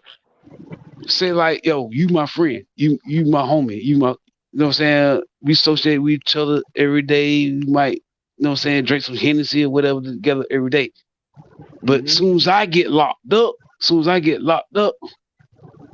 you at my girl house chilling, feet cocked up, twiddling your toes and shit. So basically, you was never my friend. That guy did not have no. Everybody that he thought that was with him, it's nothing to him, man. They done him dirty. Everybody, of even course, down to his family, done him dirty. That progress, and also on top of that, another thing with Kels fuck up at is Kels ain't keep people that was in his pay grade around him. He was the one that everybody was leeching off of after. Cash cow. Exactly. He was the only one around with the bag. If Kels has surrounded himself with people with the bag, you get what I'm saying? Maybe things would be like, if Kels has surrounded himself with more people that was on his level, or more Bill Cosby's and things like that. You got what I'm saying? But but luckily, Kels right now, he got a Bill Cosby to help and look out for him. Ain't no telling how things would have went if he ain't at least have that, or he ain't have his fans. Right. And I feel like us us as what we got going on here? Hold on, man. Y'all get them hearts up. I see your hearts popping up in the chat, man. Facebook, YouTube, and got fancy now. I didn't know you could react. I ain't mean to cut y'all bit vibe, but I feel like if it wasn't for us as fans, that we keeping J-Rock, where you going to, J-Rock? J-Rock must have found some information. Where you headed to, J-Rock? But yeah, progress, like, no fun shit. As I said, luckily he got people like us as fans, and he, as I said, he had a Dr. Cosby to come to his aid and stuff like that. But see, my thing is, you got that look. You got that know, look, listen, observe, and respect. You know what I'm saying? So look, keep your feet on the pavement so you can see the snakes coming. Come on, man. And look, if you've been getting done dirty all these years, you got to see those snakes coming. Nah, yeah. And I agree with you too, Progress, because at the end of the day, Kels is to be blamed for a lot of these things himself too, because it's like, yo, from what everybody say, he would get snaked so much, and he keep letting these people back. Snakes come back. It's like, yo, after a while, it's like, yo, damn, my nigga. Yo, it's like, yo, now it's like, come on, like, you get what I'm saying? It's like, yo, I don't even blame them no more at a point. They being them. Like, we know they snakes. It's like, yo, you just gonna continue to be an idiot? And keep these motherfuckers around you. Like he said, like they said in the piece, the documentary that supposed to come out about him, right? What he say? He say, if you want some money, sue R.Kelly.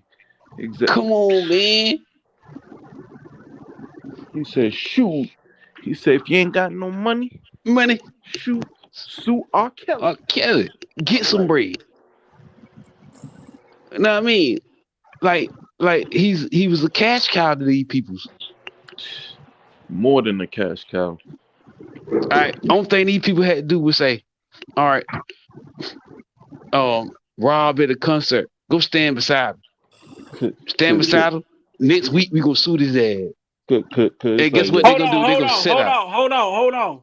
This clear day right here. Let's go back to this. Let's go back to this interview right here. I apologize, bye. When you got parents like Kim Savage and Jongelin lying like they never met R. Kelly.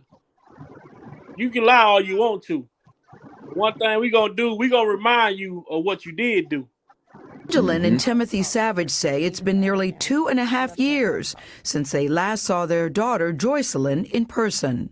They say Joycelyn enjoyed singing growing up, and they believed R. Kelly could help their daughter with her professional career. Kelly was acquitted of child pornography charges in 2008. So you felt comfortable because he had been acquitted of the charges? Not only had he been acquitted of charges, but I felt comfortable because of at the time, I wish I didn't, but I separated the artist from the man. The Savages say Joycelyn first met R. Kelly at one of his shows in 2015. Kelly claims Joycelyn's father brought her to the concert. I didn't go looking for a Jocelyn Savage. I was doing my show. He brought her and asked a friend of mine to put her on the stage with R. Kelly. Never have that ever happened. So you didn't bring her to the show? No, I did not. Have you met R. Kelly? I've never met Mr. Kelly. You have never met R. Kelly? Never in my entire life met Mr. Kelly. I've only talked to him one time on the phone. And that one time, you know what he told me? He said, you're going to have to wait to see your daughter. Trust the process. How can you tell another father to trust the process, but you rampant and raging on TV that you want to see your kids, but you won't allow me to see my own daughter? How do you think that makes me feel as a father? Joycelyn. He a coward, dude. He a coward. I'm sorry, big guy. He a coward, dude. He less than a man and he a coward, man. Yo, He ain't worth nothing, bro, and I apologize, man. Yo, he's the scum of the earth, dude. Yo, even Gail ass knew he was lying. Right, you can hear her voice like, oh, you ain't never met R. Kelly before? Like, she was like, full of crap, man. That shit is mama crazy. say no. The mama gonna sit here and say, no, you clearly on the picture of you, R. Kelly, and your other daughter. Make this shit make sense. Now with that picture with them two, I don't know if he had accompanied them there. So I haven't seen no other photo where he was at that same venue when that photo was taken. That I don't know. I can't. But I didn't mean to cut nobody off. But my thing is though, like, I don't get how like all these people's stories the same. Because it's the somebody he said the parent put Jocelyn up there. Then they think I know the parents put old girl up there. Come on, man. How all these stories be because the people the same? are all intertwined together. They say Angelo and them put their daughter, ask somebody in R. Kelly entourage to put their daughter on the stage. The same shit R. Kelly that say the Savages asked for their daughter to get put on the stage. But hold up. Wait a minute. Let me put some thinking in it. You know what I'm saying? Get a bit back. You say y'all, both of them say that. Who the hell snoring, man? That's D. But they're calling them hoes. Mute. What that what we're calling the whole? Yo, bye. You got mute D. The whole form and everything. That nigga gone, boy. I got it. Damn. I got it. What had a rough night, then? Follow me. Shit. Follow me as I put some understanding in this shit. Break it down, bit by. The Clarice. My daughter was going to pursue her music career. All R. Kelly had to do was give my daughter a song, and me and him would have been all right. Holy crap. The She don't have Savages. no gift. She don't have a gift of singing, bro. No The disrespect Savages. Hold to Miss. on. Follow me as we go down this uncharted territory. The Savages. They say their daughter went to pursue her singing career. Why neither one of these girls had contracts? Right, because Kel said they can't sing. Your sole purpose. If your sole, if they sole purpose, I don't think he used those words, but you know what I mean. That wasn't her. That wasn't her interest to do anything like that, and she didn't have a gift of that, so it wasn't even about that. I could have sworn on Gift King said they can't sing. Now, Uncle, one of them he said can't sing. The family say, according to Tim and according to Angelo, that they children, they daughters, was going to pursue their music careers. Okay. Do you remember that time when they had a clip of Miss Joy singing? Do you remember that? I'm saying I understand all of that, but I'm talking about the lies, the procedures. If this man told y'all he was gonna bring y'all children to work with them, why didn't y'all get a contract drawn out? Right. So and then why this man sending? Why this man send you back home? Y'all send her ass right back. Make it make sense to me. I don't get that. Yeah, that was Miss AC. But I'm asking my nephew, is there any receipts that can solidify that particular statement that was made, or put it to bed? That's my point. That's the point that I was making. How can y'all say that they were going to pursue a music career when neither one of y'all got contracts to prove it? They weren't talented. They just didn't have it. If you sending your child to the NBA to go play for the Chicago Bulls, you finna just tell your child to go play for the Bulls and don't have a contract drawn out? Nope. Can you go to a job and now if you getting paid on the table, that's one thing. But can you go to a franchise like McDonald's, Burger King, anywhere, Walmart, say, hey, I want a job and start working? Nope. Especially if you can't flip a burger. You gotta especially if you can't make a shot. The application, which indicate the application is a contract, is like a contract. That's what your application is. A contract, your services in exchange for money. Right. You right, Big Vi. Like you just said. Like you said. Like if your child go to the NBA, they ain't gonna go to the NBA without signing a contract, but if your child do go to the NBA and can't make a damn shot, what's gonna happen? They're gonna be at home. All right. Like McDonald's. You know what I'm saying? The child get a job at McDonald's. Whoop, whoop.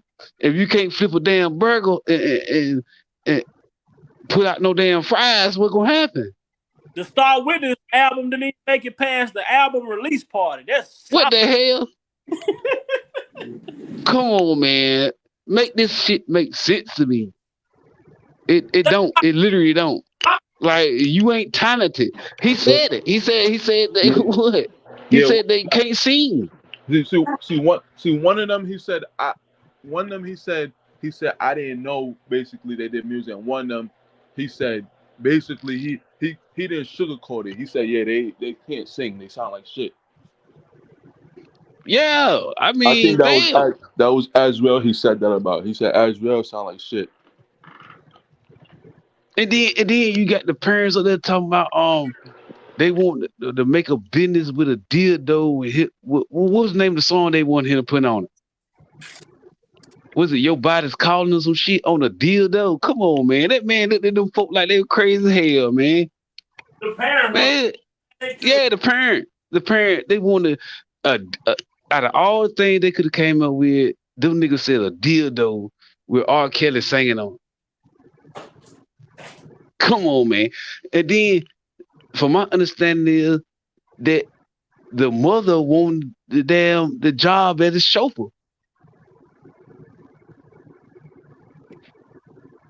I said, these niggas right here, man, that Yo, man is literally locked up for nothing. It started looking like, yo, they were groupies, and Kels was curving them, and they was getting mad that Kels was curving them. Nah, man.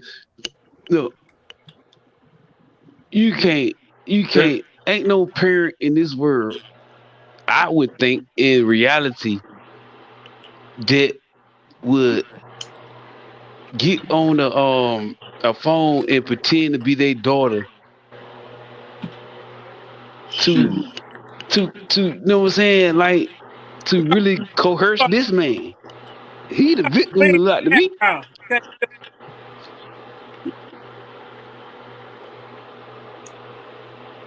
Somebody got a bad echo. Okay. Yeah, but I wouldn't think no parent would in this world would do that. What up, Big Vibe? What up, panel? What up, What's Jay? good with J Rock? What up, Jay? J Rock, and I'm sorry for earlier, Mr. Levis. I came in. I'm at work still. That's all. I'm working, man. Well, it's amazing to me that all the stuff that I done heard that I've already known tonight and everything else, and then the stuff I dig up. It's real interesting to me. And I know Muse is at work. He's from Chicago. I think Progress from Chicago. So Progress from Carolina, man. Progress from North Carolina. Okay.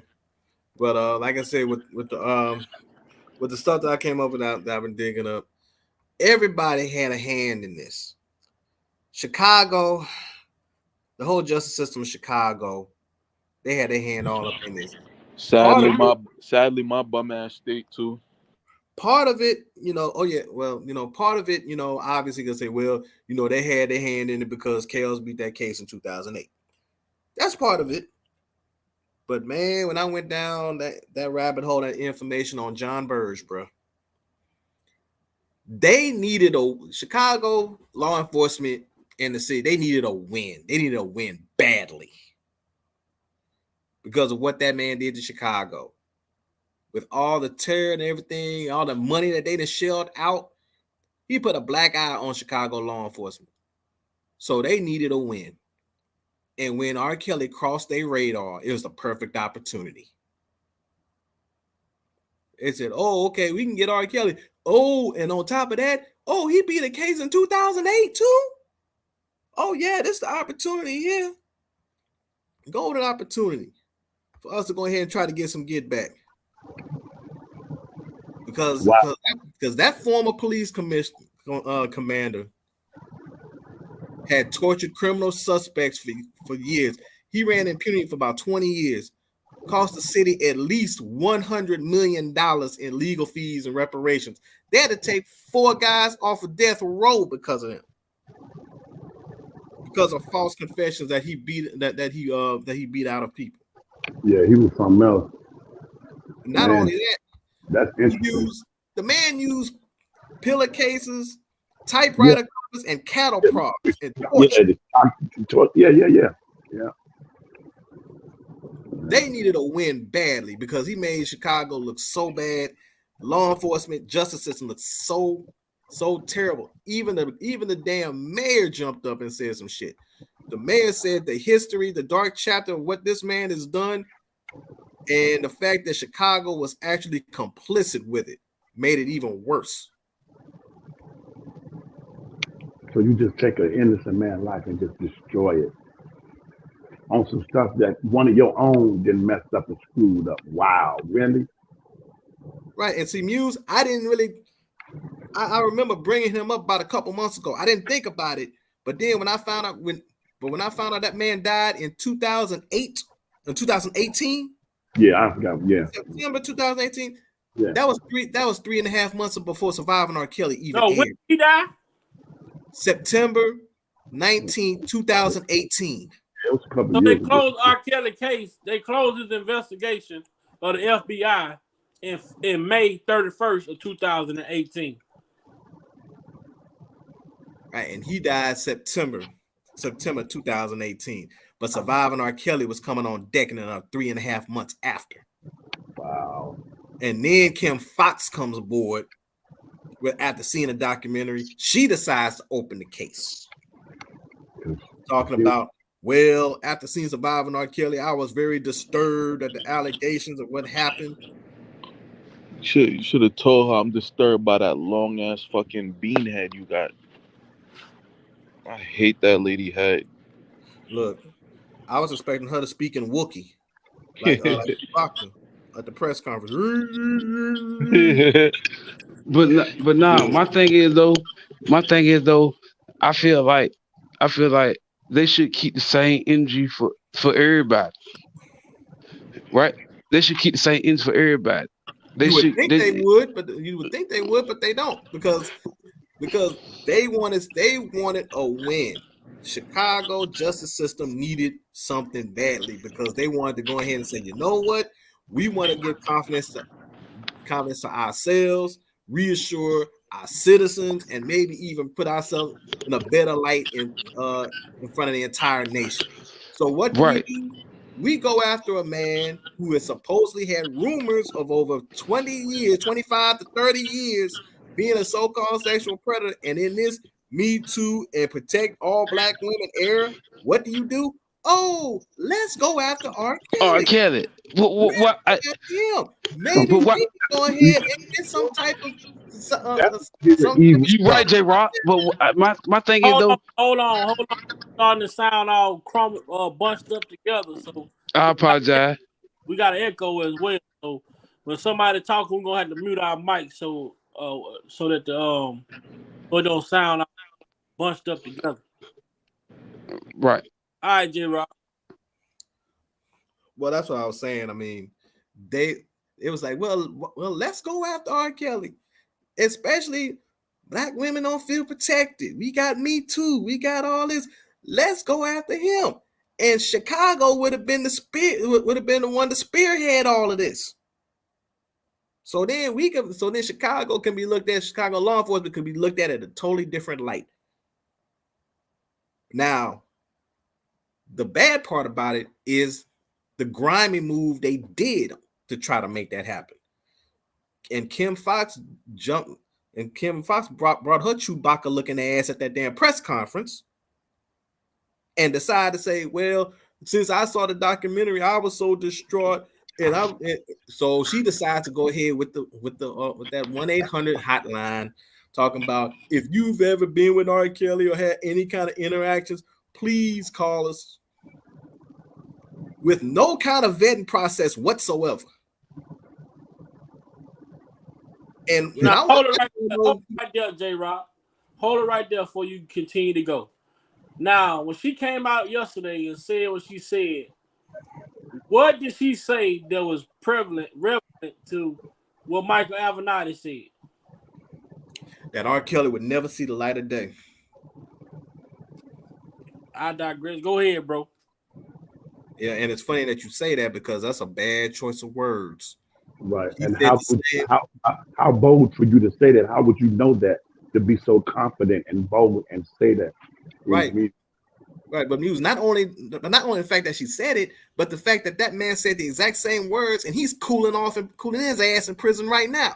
Yeah, but my point is that who are you talking to behind closed doors that you have the confidence in your position to say something like that? I get what you're saying. In other words, I'm saying never underestimate your opponent, ever. Right. I get exactly what you're saying. You're not wrong. But what I'm saying is the fact that she said that, yeah, knowing that man said the same shit, and he catching hell right now. And on top of that, she's been in bed with him, figuratively speaking, not literally, although we can't rule nothing out. The fact of the matter is, she has already been in bed with this dude. There's communications, text messages out already, and she gonna mouth the exact same words that he said. Oh, the same thing. Oh, the same thing coming back on her. It's gonna come back full circle on her. And everybody gonna know what the fuck just happened. Let me say this short statement, and I'm gonna ask everyone your opinion on it. This is the reason why. This is what I've learned in this whole situation throughout these years, and I've been constantly saying it, and I think Prima Donna been saying it too. That's why it's so important to become a whole person. If you got any resentment, no matter what it stems from, any unforgiveness, you got any pain, any hurt, you know what I mean? You need to go get that taken care of. You really need to go get someone to navigate you through that hard time. And I got people in my family that's retired social workers, so I have a different mindset. I have a heart for that type of stuff, and that's why people can manipulate you and exploit you and extort you when you're in that particular condition. And that's what you're seeing here. I believe that those situations and those relationships, whatever they were consented, they was understood, they was agreeable, but also along with that, I think a lot of them individuals were coming from very rough situations, and it's like he saved a lot of them. I don't think he made her get intimate with them or whatever they think it was like that. Because if you look at his resume and look at his music and his conversation, that's the heart of who he is as a person. He never forgot who he came from. So sometimes doing that, your loyalty, man, and your heart to help people, man, when you get in that kind of position, a lot of people don't do that. You know, they'll say that in they conversation, but really behind them, they ain't living that life. You got somebody who was really living that, who was really going out like that and didn't want it to be known. You don't need to know what I'm doing behind, helping people. That ain't your business, because he was doing it from his heart. You know what I mean? And yeah, you're going to have people that may slip through the cracks. That may be vultures, anything like that. But you're going to always come out top because you're doing it from a pure space. And even in that, you might get hit, this and that. It's still a learning, maturing stage. We human, man. At the end of the day, we human. We human, man. We don't never have all the answers. You know what I mean? And for that man, and I yield back, to get to that point in status, to endure all of that and still have his right mind and stand on his truth and be secure in that, that speaks volumes of his character. And if you don't understand it, just sit down and listen to his music. And I yield back.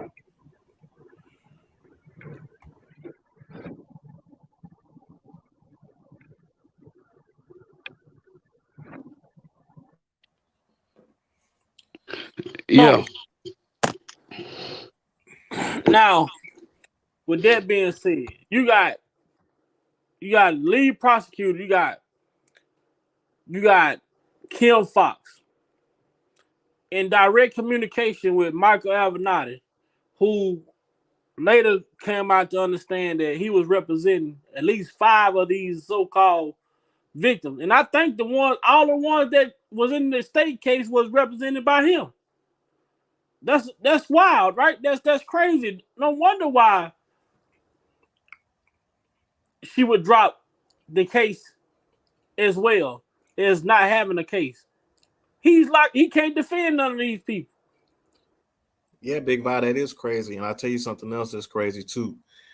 I knew when Kim Fox dropped that case, it was going to raise more questions than answers anyway. Mm-hmm. People going to ask, well, why did she drop the case? Why this, that, and the third? One of the main reasons I said, and I've been saying it for the whole damn time, is because this was not a federal trial. This was a state trial. And this trial had the potential to go on to be on national TV. And she didn't want all the fuckery that officer did, and she did expose for everybody to see. Better preach, J-Rock. You better preach, J-Rock. And see, and they know that. Because now, and if she gets exposed on national TV for everybody to see, then that's going to raise even more questions about the New York verdict. And what went on with that? I said it earlier. They don't want that smoke from Mr. Bone Jr. Yeah, it was gonna set off a chain reaction on all the events that went on. And people gonna start looking real stupid. Right. I didn't mean to cut you off. She knew that. Yeah, she knew that. She knew it. That's why she dropped it. Right. She knew that. She knew that a whole lot of stuff will come out because everybody around the world is gonna see that one. See, everybody around the world did see this, the federal. People left her law office. She about four of her workers quit. Yeah, and also the thing is, see, everything that's been happening to R.Kelly, it's been done under a cloud of secrecy this whole damn time. Now you got a state case where you say you got 4 victims and you say 3 of the 4 were underage and minors. In this Me Too, Protect Black Women era, you dropped those charges? You dropped this case? Hmm? You know that's going to garner more questions from a lot of other people now. Hell, I saw a little piece of Corey Holcomb last night on 5150. And Corey Holcomb said they did all that bullshit just to slow him up. Mm-hmm. We got just to jam him up. And then you got to think about it. Everything that he got charged with misdemeanor crimes. Are misdemeanor crimes, man. Homeland Security and the feds came in and elevated them. But right. I'm gonna play this clip again from WAC 100. Kind of talk about like incident, kind of in the ballpark of what they feel as though what they did, how they flipped the law on him, and they took his relationship and flipped the law on the relationships. Let's get to it. Where you at? Hold on. Go up. I think he'll be on for the next 2 to 3 years. Damn. This nigga whack on. That's a loud goddamn magazine. 2 to 3 years. All right. Lock him up and throw that key. Nah, because you got to remember, right? When a lot of the shit is coming out, that the parents was in cahoots with whatever it is they was doing, right? They trying to make this nigga look like human trafficking, like, you know what I'm saying? Yeah, the parents was part of that. And what people don't even want to understand is that like the girls was able to leave. They could leave and go get their stuff from their parents' house or from whatever, then come right back. Like it was literally, he pretty much had Bad Girls Club in his house. And where he was going wrong is he in Illinois, I think up there is like 16 or something, maybe 17, 1, 2, right? It's he in Illinois, so he jump on a plane, right? And we going to Miami or wherever we going. They trying to say all these state lines you crossed over. This state might have been 18. This state might have. You didn't have consent. That's how they twisted. Right? Like he really ain't did nothing wrong. Like he ain't. It's just because he took him cross state lines. He took him cross, but the same is living with him in the house. This is where they live. Yo, shit, we got to go to such and such. Right? Who going? Y'all, all right, let's go. Sprinter, Tennessee. Right? But now they saying, well, because you drove him from here to there, it's trafficking. Now I see why the feds picked it. That's why they picked it up. Free R.Kelly. It's a lot of the fake outrage. Ain't no free R.Kelly. Keep him right. Yes, it is free R.Kelly. R.Kelly ain't. Hashtag free R.Kelly. Let's be real. Like the one who said don't free R.Kelly. That's like one of those ones that they don't care. Like when the facts come out that you really didn't do nothing wrong.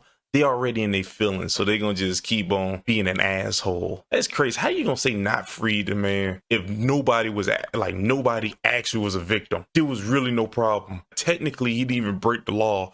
if the age of consent and all that was the correct age. You just don't like them. Look, let me ask y'all a question.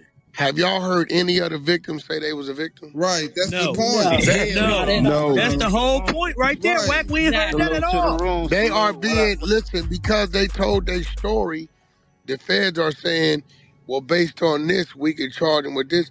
I haven't heard any other victims say, I'm a victim. Right. Big screen. Yes, I've never heard one of them say that they was a victim. Don't let me speak. I'm not going to speak too fast. Probably like one of them on that show, I know that Surviving R.Kelly thing, said that they was a victim. Literally, if you really think about this stuff, I say, you are claiming you're a victim. They were all around the age. They knew what was happening. They all knew what was happening. Like, so R. Kelly being charged for all this stuff, the only thing we can say is that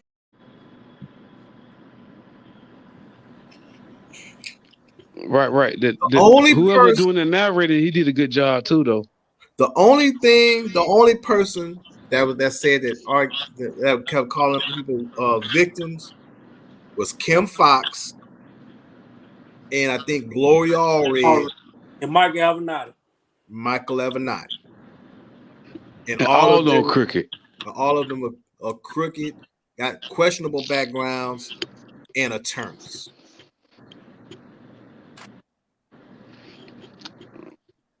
Nobody else. Faith Rogers even called her, said she wasn't a victim. And if you're not a victim, why the fuck that the New York case got brought up because of you? If you weren't Thank you, Va. I mean, thank you, Rock. Thank you. Right. So if you weren't a victim, there's no reason to have a New York case. Fact. I don't get the sex trafficking part. They only brought the New York case was because of her ass. Right. Right. Well, Progress, the reason why about the sex trafficking was because of what Whack 100 said earlier, was the fact that if he had shows out of state and he was like, okay, I got a show down in Miami. I got to go down to Miami. If the girls go with him and they didn't get parental consent or consider whatever the case may be, you cross state lines with somebody that might have been perceived to be underage, then that's why they stuck him with the sex trafficking. It wasn't right, but it was something that he didn't even know that he was doing. Right. And my thing is though, I thought sex trafficking is like you said, come across state line to sell the female, or okay, if you trafficking somebody across state lines, I thought it was like, okay, you come across state lines, boom, you go sleep with this man, you go sleep with that man, you go sleep with that man, boom. But see, you ball out. It is kind of like that, and also too Mann Act. The Mann Act. That's what the Mann Act also too. Across state lines with the right. With one man. Right. You have to keep in mind the Mann Act was actually instituted because of what back in the day, because of Jack Johnson was a black head. So they instituted because of that. So they put the use the Mann Act on R. Kelly, even though that's been a racist law for God knows how long. Thank you, J. Rock. You took the words right out of my mouth. That's what I was getting at. But I mean, come on, man. Like the average Joe, the average person that sit back and dissect what's going on and do the nods to everything with this case, you can see the bullshit. But everybody not trying to do it. Everybody don't want to do it. I was like, damn. Like, I'm a in progress. Yeah, because they've been instituting that whole thing from Jack Johnson, which they should have took down. That law should have been gone been abolished off the books a long time ago. Should have been gone. So that law was basically built around a black man. Yeah, you know what the Mann Act is like. And I'm gonna use this example, knowing this dude just retired today. Remember, back in the Patriots Raiders playoff game, the Tuck rule. Mm-hmm. A rule that was so obscure that never was really used, but you decided to use it at that moment. That's what the Mann Act was. Damn. Great point. That's what they did with the Mann Act with R. Kelly. What Well, then we can't hit him. He might well put dirt on. Right. And see, that's what I love about coming on this channel, man. You learn something new every day. J Rock, that was a good point, man. I appreciate that. Damn. But like I said, that's exactly what they did with him. And like I told you, because of, and then you add the fact that what John Birch did to the city of Chicago, put the black eye on Chicago the way he did, and then you sprinkle what happened with Laquan McDonald on top of that. That damn sure is not a good look for Chicago law enforcement and everybody involved in the Department of Justice in Chicago. Right. I forgot all about that. But my thing is though, I feel like when I say keep the same inch for everybody, I feel like Q Hefner. I feel like Elvis Presley. I feel like if but look what they did for you though. They need to dig them up and see what they was doing. Did you pay attention to what they did for you? A&E, Lifetime put out a documentary on Hugh Hefner.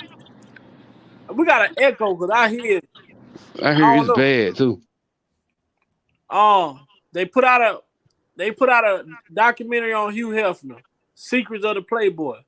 But the shit was so crazy. It talked about Hugh Hefner in the first 2 minutes, and then it went straight to talking about Don Cornelius and fucking Bill Cosby. Right. But then my thing is though, my thing is though, ain't with the Bill Cosby joint, right? But didn't one of the accusers come from the Playboy Mansion?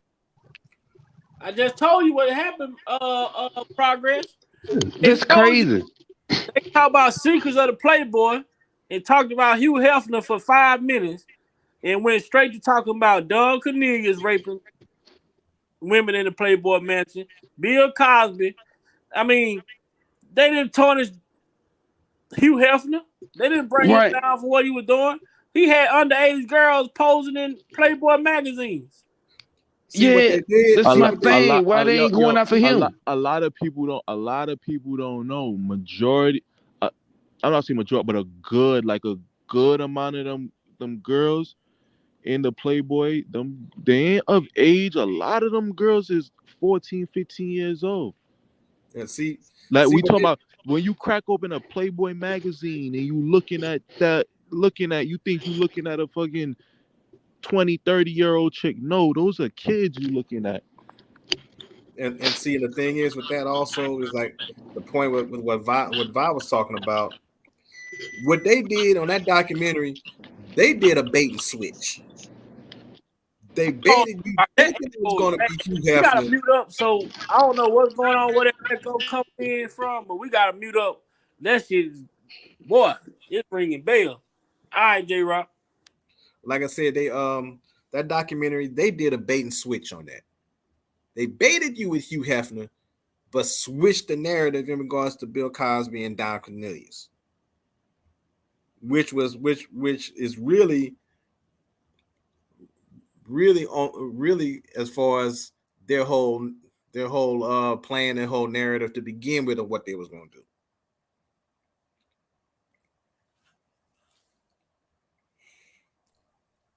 Right. And my thing is like, I don't get how they could just come out with a Elvis movie, Elvis documentary, and make this man feel like he was the greatest white man of all time, and knowing the shit that he was doing.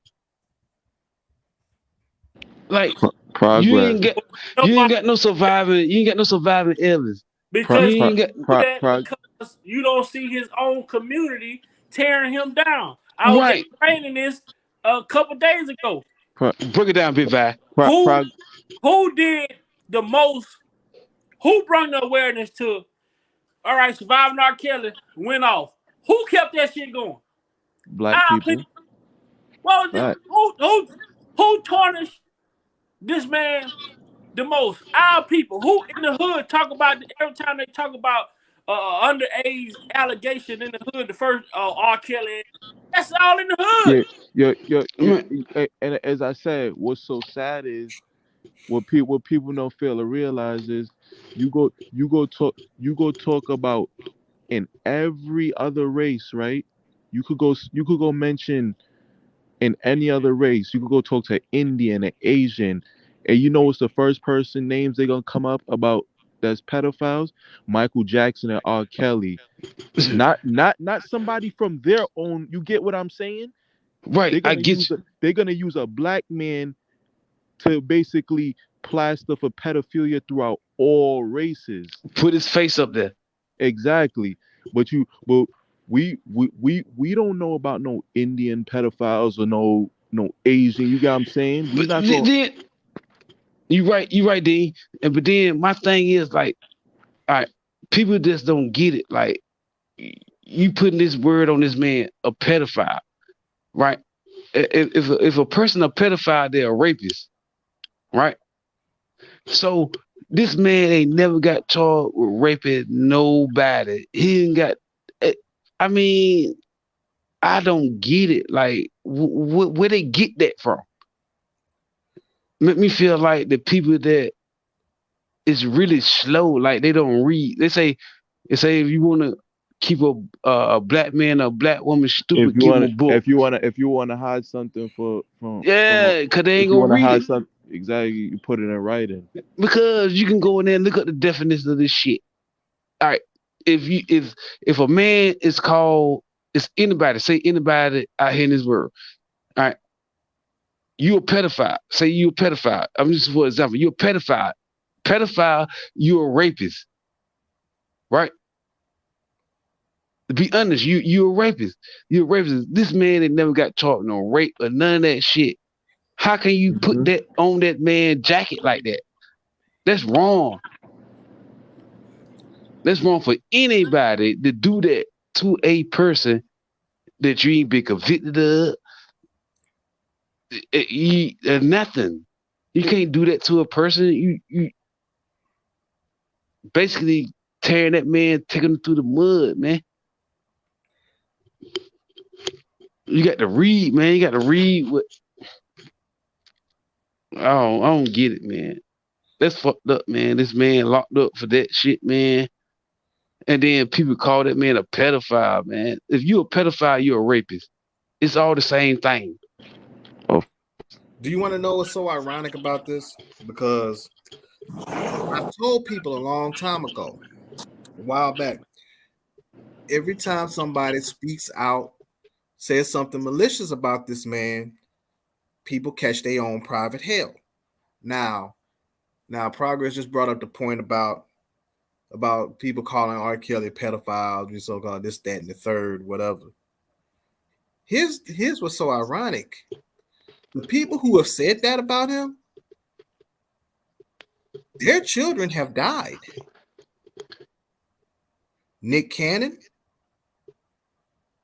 John Legend, Jaguar Wright, and recently Ricky Smiley. All of them I be damned. Bad about R. Kelly, their kids have died. Yeah, that shit crazy too, man. Me personally, I don't wish nothing bad on either, but man, I don't wish bad, but I don't even focus on the pedo part of this shit because I know it don't exist. And I don't even give credence to it because it don't even matter because it don't exist. It didn't exist.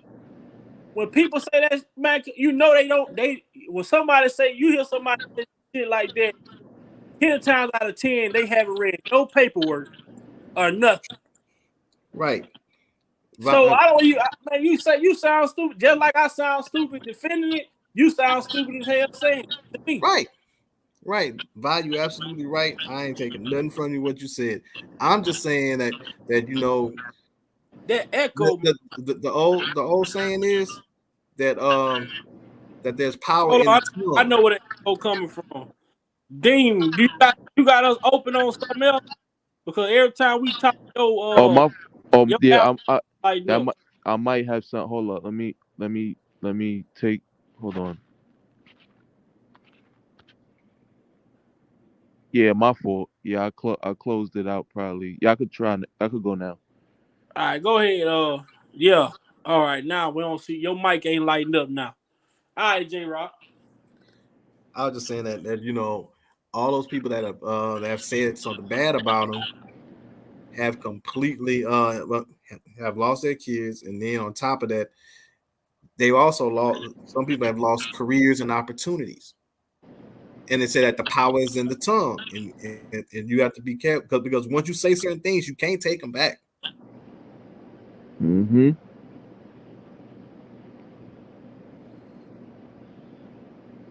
Yo, J-Rock, hello?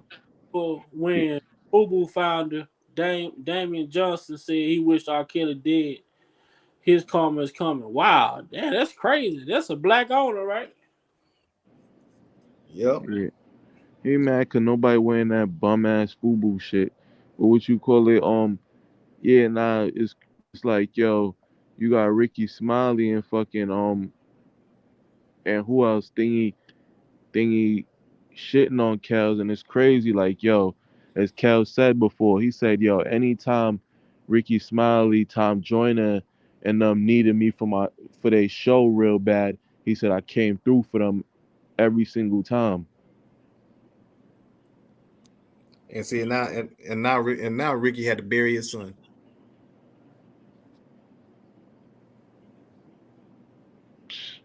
And oh, by the way, Big Vibe, somebody mentioned that on I saw one of Skylife's chat and well, a replay on one of her lives. Somebody brought that up to that up to Skylife. Skylife was like, look, I ain't even worried about Ricky. Ricky said all that stuff he said about R.Kelly, so I'm sorry, Ricky ain't getting no sympathy from me at all. I'm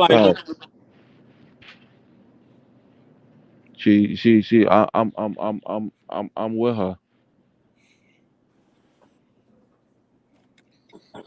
Because she said I'll pray. She said I'll pray for that boy, and I'll pray for his siblings. And see, this is why I say people like this, they got their day coming. Hold on, where you at? Hold on, he got a day coming. His day is coming. Let me get this comment. Get this off the stream.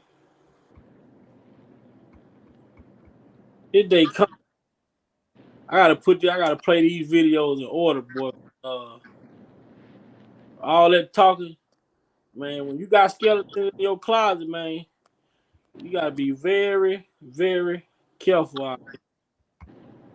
You got skeletons in your closet. I got a phone call. Yeah, I know y'all here. Man, why you keep following me, man? I know what you're doing. Bro, why you keep following me? I know what you're doing. Everybody know I'm at the courthouse. I had court. No sense, bro. I had court. Why you gotta do that, though? Why I do what? Why you do the crime, but you can't do the crime? I ain't did no crime. You always telling on people, man. Stop snitching on folks. You get mad because that white man just told me they didn't see a testimony like that in 10 years, dog. Bro. Like they your friends. I'm a snitch, nigga. Hell yeah, ain't my friends. Just because they ain't your friends, they my friends. Out here at the courthouse tripping. Me. Following up what you get with me. Bro, you happy about giving people nigga, that you know how much motherfucking money they gave me for that? How much? $200.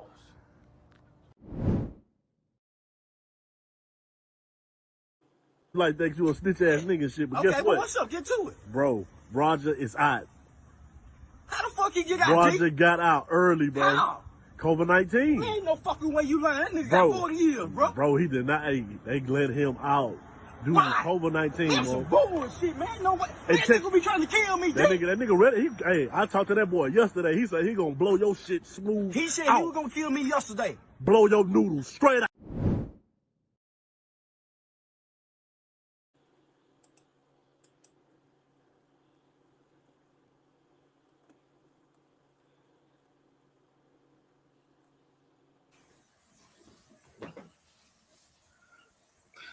I wonder if he ever gonna catch up to him. Oh, it's coming.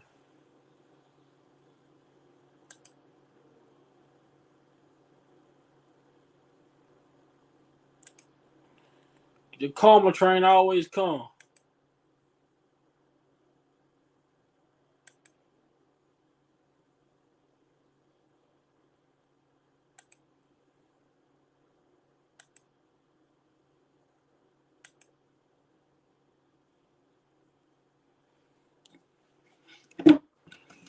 Oh, definitely. It will always come, man. So, I don't know, man. I think we had a blast for the night, y'all. We done had a blast for the night. Man, we done had a blast for the night. A good live, very informative live. Like you say, we keeping it positive, keeping it moving, bringing awareness, spreading awareness to the injustice that has took place. In this case, like you say, man, what may seem to be a small victory with Chicago State dropping their case is, in our reality, could be one of the biggest breakthroughs that we've witnessed in quite some time. We talk about the R.Kelly case itself. We got to continue to fight. We got to continue to have these panels. We got to continue to bring awareness. We got to continue. Tonight, we was able to focus a little bit more on other violations that we see fit with the Brady violation. But we're going to still continue to push that BOP officer, Tasha K. And, man, there's just so much stuff that we can pick from. You know what, Vi? I got a suggestion for a live.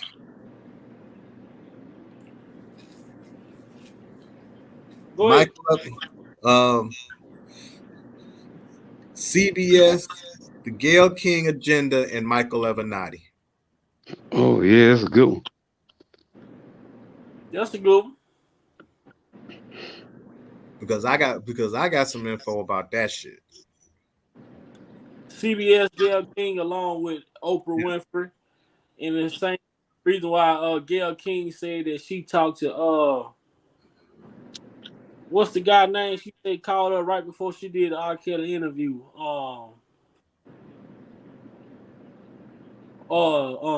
John Elton John. Yeah. Which don't like R.Kelly.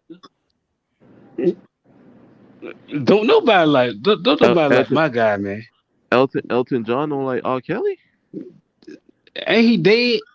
No. Well, I thought that nigga croaked. Elton John, any black artist is that became greater than the Beatles, man. I thought you know what I'm thinking about? I'm thinking about the old buddy. You know what I'm saying? He get up there and play the piano and shit. What his name? The white boy? That's Elton John doing this all of the life. Oh, he was dead, man. I thought he croaked. No. Nah, Elton John still alive. Oh shit. He just called he butthurt. He called Gayle King during the R. Kelly interview. Yeah, he butthurt, man. Oh, word? Yeah, he butthurt. Yeah. He probably tried to sleep with Kels too, and Kels was like, probably is, man. Trying to put a gym on her ass. She received a call from Elton John before going on set for the R. Kelly interview. What is calling you? Who are you to be calling? R. Kelly elevated you to who you are. Somebody need to Google that, man, because I thought that man had croaked a couple months back. No, if he'd have died, you'd have heard about it. Nah, trust me, that would have been big news. Damn, I thought that guy was done. According to Dana, Elton John was pissed at R. Kelly because I think there was an LGBT event or something, a gay event that Elton John wanted R. Kelly to do, and R. Kelly refused, and he's been pissed at R. Kelly ever since. Right. But look though, my thing is like no disrespect though, man. I feel like if you a man, be a man. I mean, that's my opinion. I feel like if you a man, be a man. Don't try to be a girl, man. Man, look, everybody, hey, we ain't gonna do that, man. You don't have them goddamn coalitions coming over here. I ain't got problem with what no individual person choose to do with themselves. Respect. Tell a bit about we on the run. We on the run, man. We almost out of gas too. Shit, we on the run, boy. We got to get to the near get EP Mark. Get us some gas, shit. Hey, look. When we get to the EP Mark, guess what we playing? You gonna have all of us locked up. Will you, like call. And the only person they gonna come get us out, she in the car too, right? Laughing lady. Laughing lady gonna come get us out. She got our bail money. She in the car. She in the car with us tonight. You won't see her on the screen. She going to jail too tonight. Well, I be damn. We fucked. I'm about to get my ass up out of here. Somebody got I'm getting the hell up out of here now. It was say y'all niggas on y'all own and you go jail now. That's why I told Progress, man, hold on, man. Don't say nothing about them people Progress shit. We almost out of gas before start talking shit, man. We can't even run. Oh, no, I ain't got nothing against them people, man. But I mean, what's up, Donovan White? I ain't got nothing against them folk, man. Hey, your preference is your preference, man. Do what you do. But I respect everything you just said. Yeah. Say no more. Say no more. We let them people have it, man. Let them operate in their world. We gonna operate over here. We got 6 12s in this motherfucker. You got what? We say Big Five? Turn the music back up. Let's keep rolling. Shit. That you know what? That was draining our gas. We got the music too high.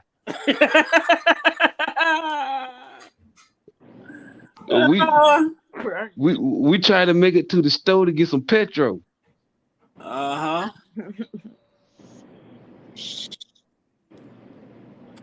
yeah, man. We finna get up out of here though, man. But we gonna find us something. We gonna find us something to get up out of here, man.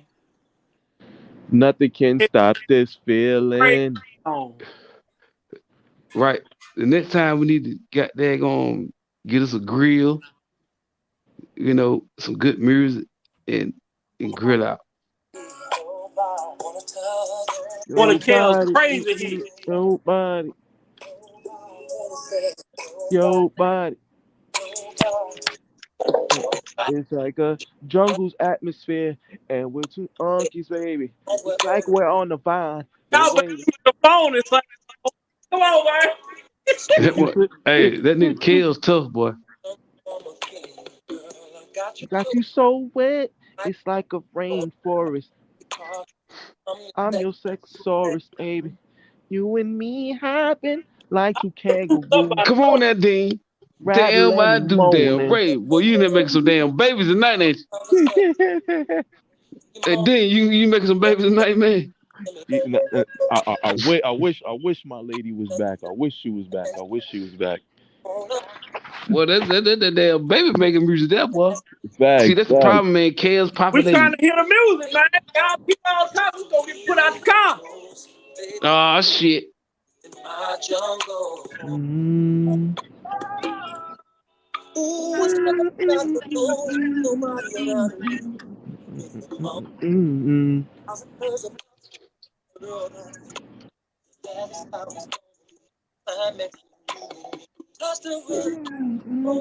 Disclaimer: Big Five did not own the rights to this music or audio.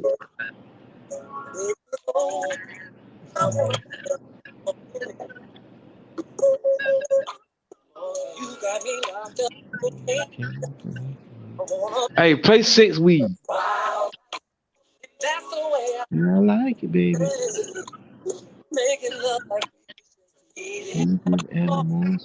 It's crazy how that make a song about anything.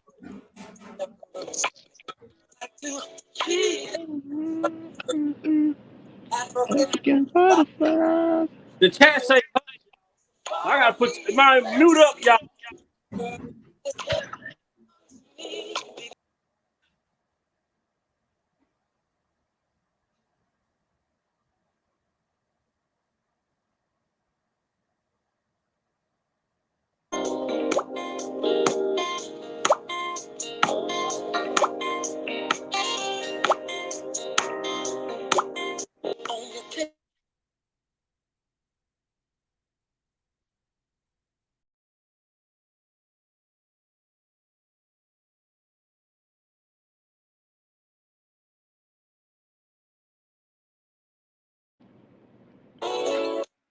You hit him. Hey, be back. Pay etc.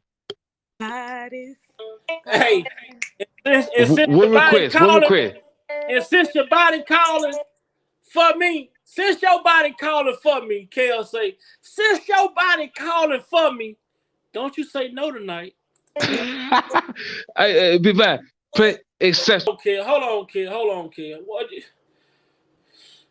All these Kels get locked up. All these R&B artists want to run around claiming they the king of R&B, acting like they don't know who the real king of R&B is. Man, I had to hit Kel. Hey, Kel, man, you hear what these motherfuckers saying out here on the streets? Let these motherfuckers know, Kel.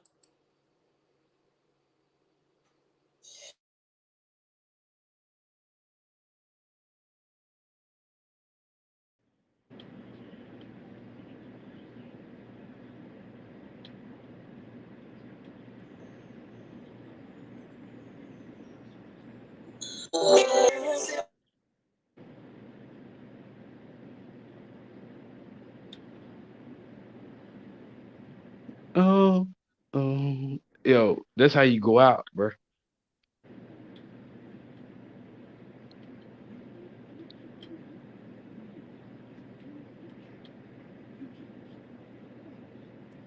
And with that being said, that's to show y'all we got one more track to keep us with tonight. I appreciate everybody that came over and kicked with me tonight. Shout out to everybody that break the panel tonight.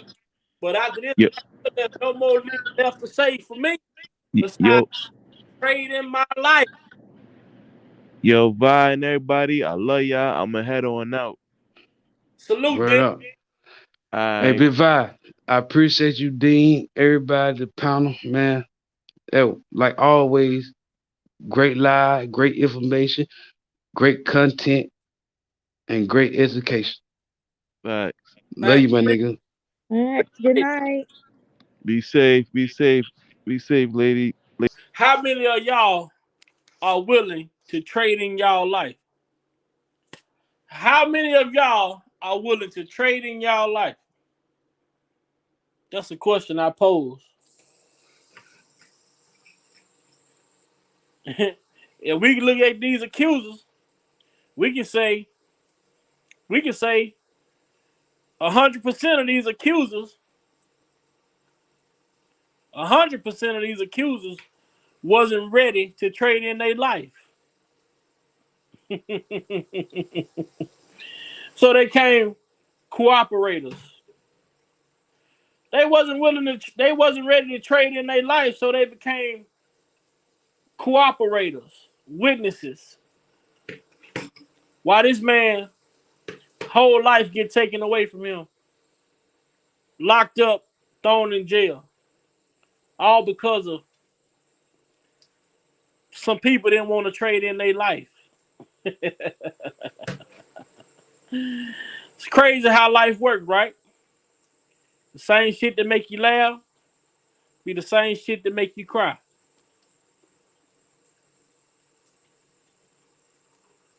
That's a fact. That's a fact. But like I said earlier, I appreciate everybody for coming over, everybody for hanging out. I thank you all so much. Y'all know we're going to be back tomorrow. And every time we come back, we're going to try to bring a different aspect. We're going to try to bring a different aspect. We're going to try to shed light on some different points. But just want to keep it entertaining for you all, man. You all are my family, my YouTube family. I value everyone that comes over and watch. I value everyone that comes over and support. If I don't get to speak to everybody, if I don't see everybody in the chat, understand it's not my intentions. I value each and every one of you all that come over and watch the channel, subscribe to the channel, like the videos, share the videos, comment under the videos. All of that is appreciated when it comes to Big Vi. Because I know I'm Big Vi, yes, but this platform is nothing without the support of you guys and ladies. And that's a fact.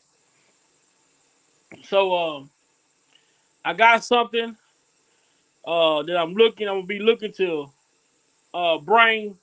I'm gonna be looking to bring some equipment to the panel.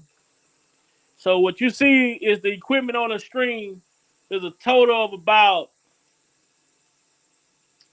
90, maybe $100. So all donations given to me, I'm gonna reinvest those donations into these products to help get better quality as far as sound quality and different things that we can bring to the channel. So this is something that I look forward to bringing to the channel, making it a little bit more professional. But we gonna continue to work until we get there. Like I say, man, I thank each and every one of y'all, and I appreciate y'all. We on a mission to free Kels. We on a mission to continue to spread awareness, and we not stopping until we see Kels free. We not stopping until we see Kels free, and that's our agenda. We not stopping until we see Kels free. With that being said, y'all know how we leave up out of here. Y'all be blessed. Y'all have a nice night. And remember, weeping may endure for a night, but joy comes in the morning.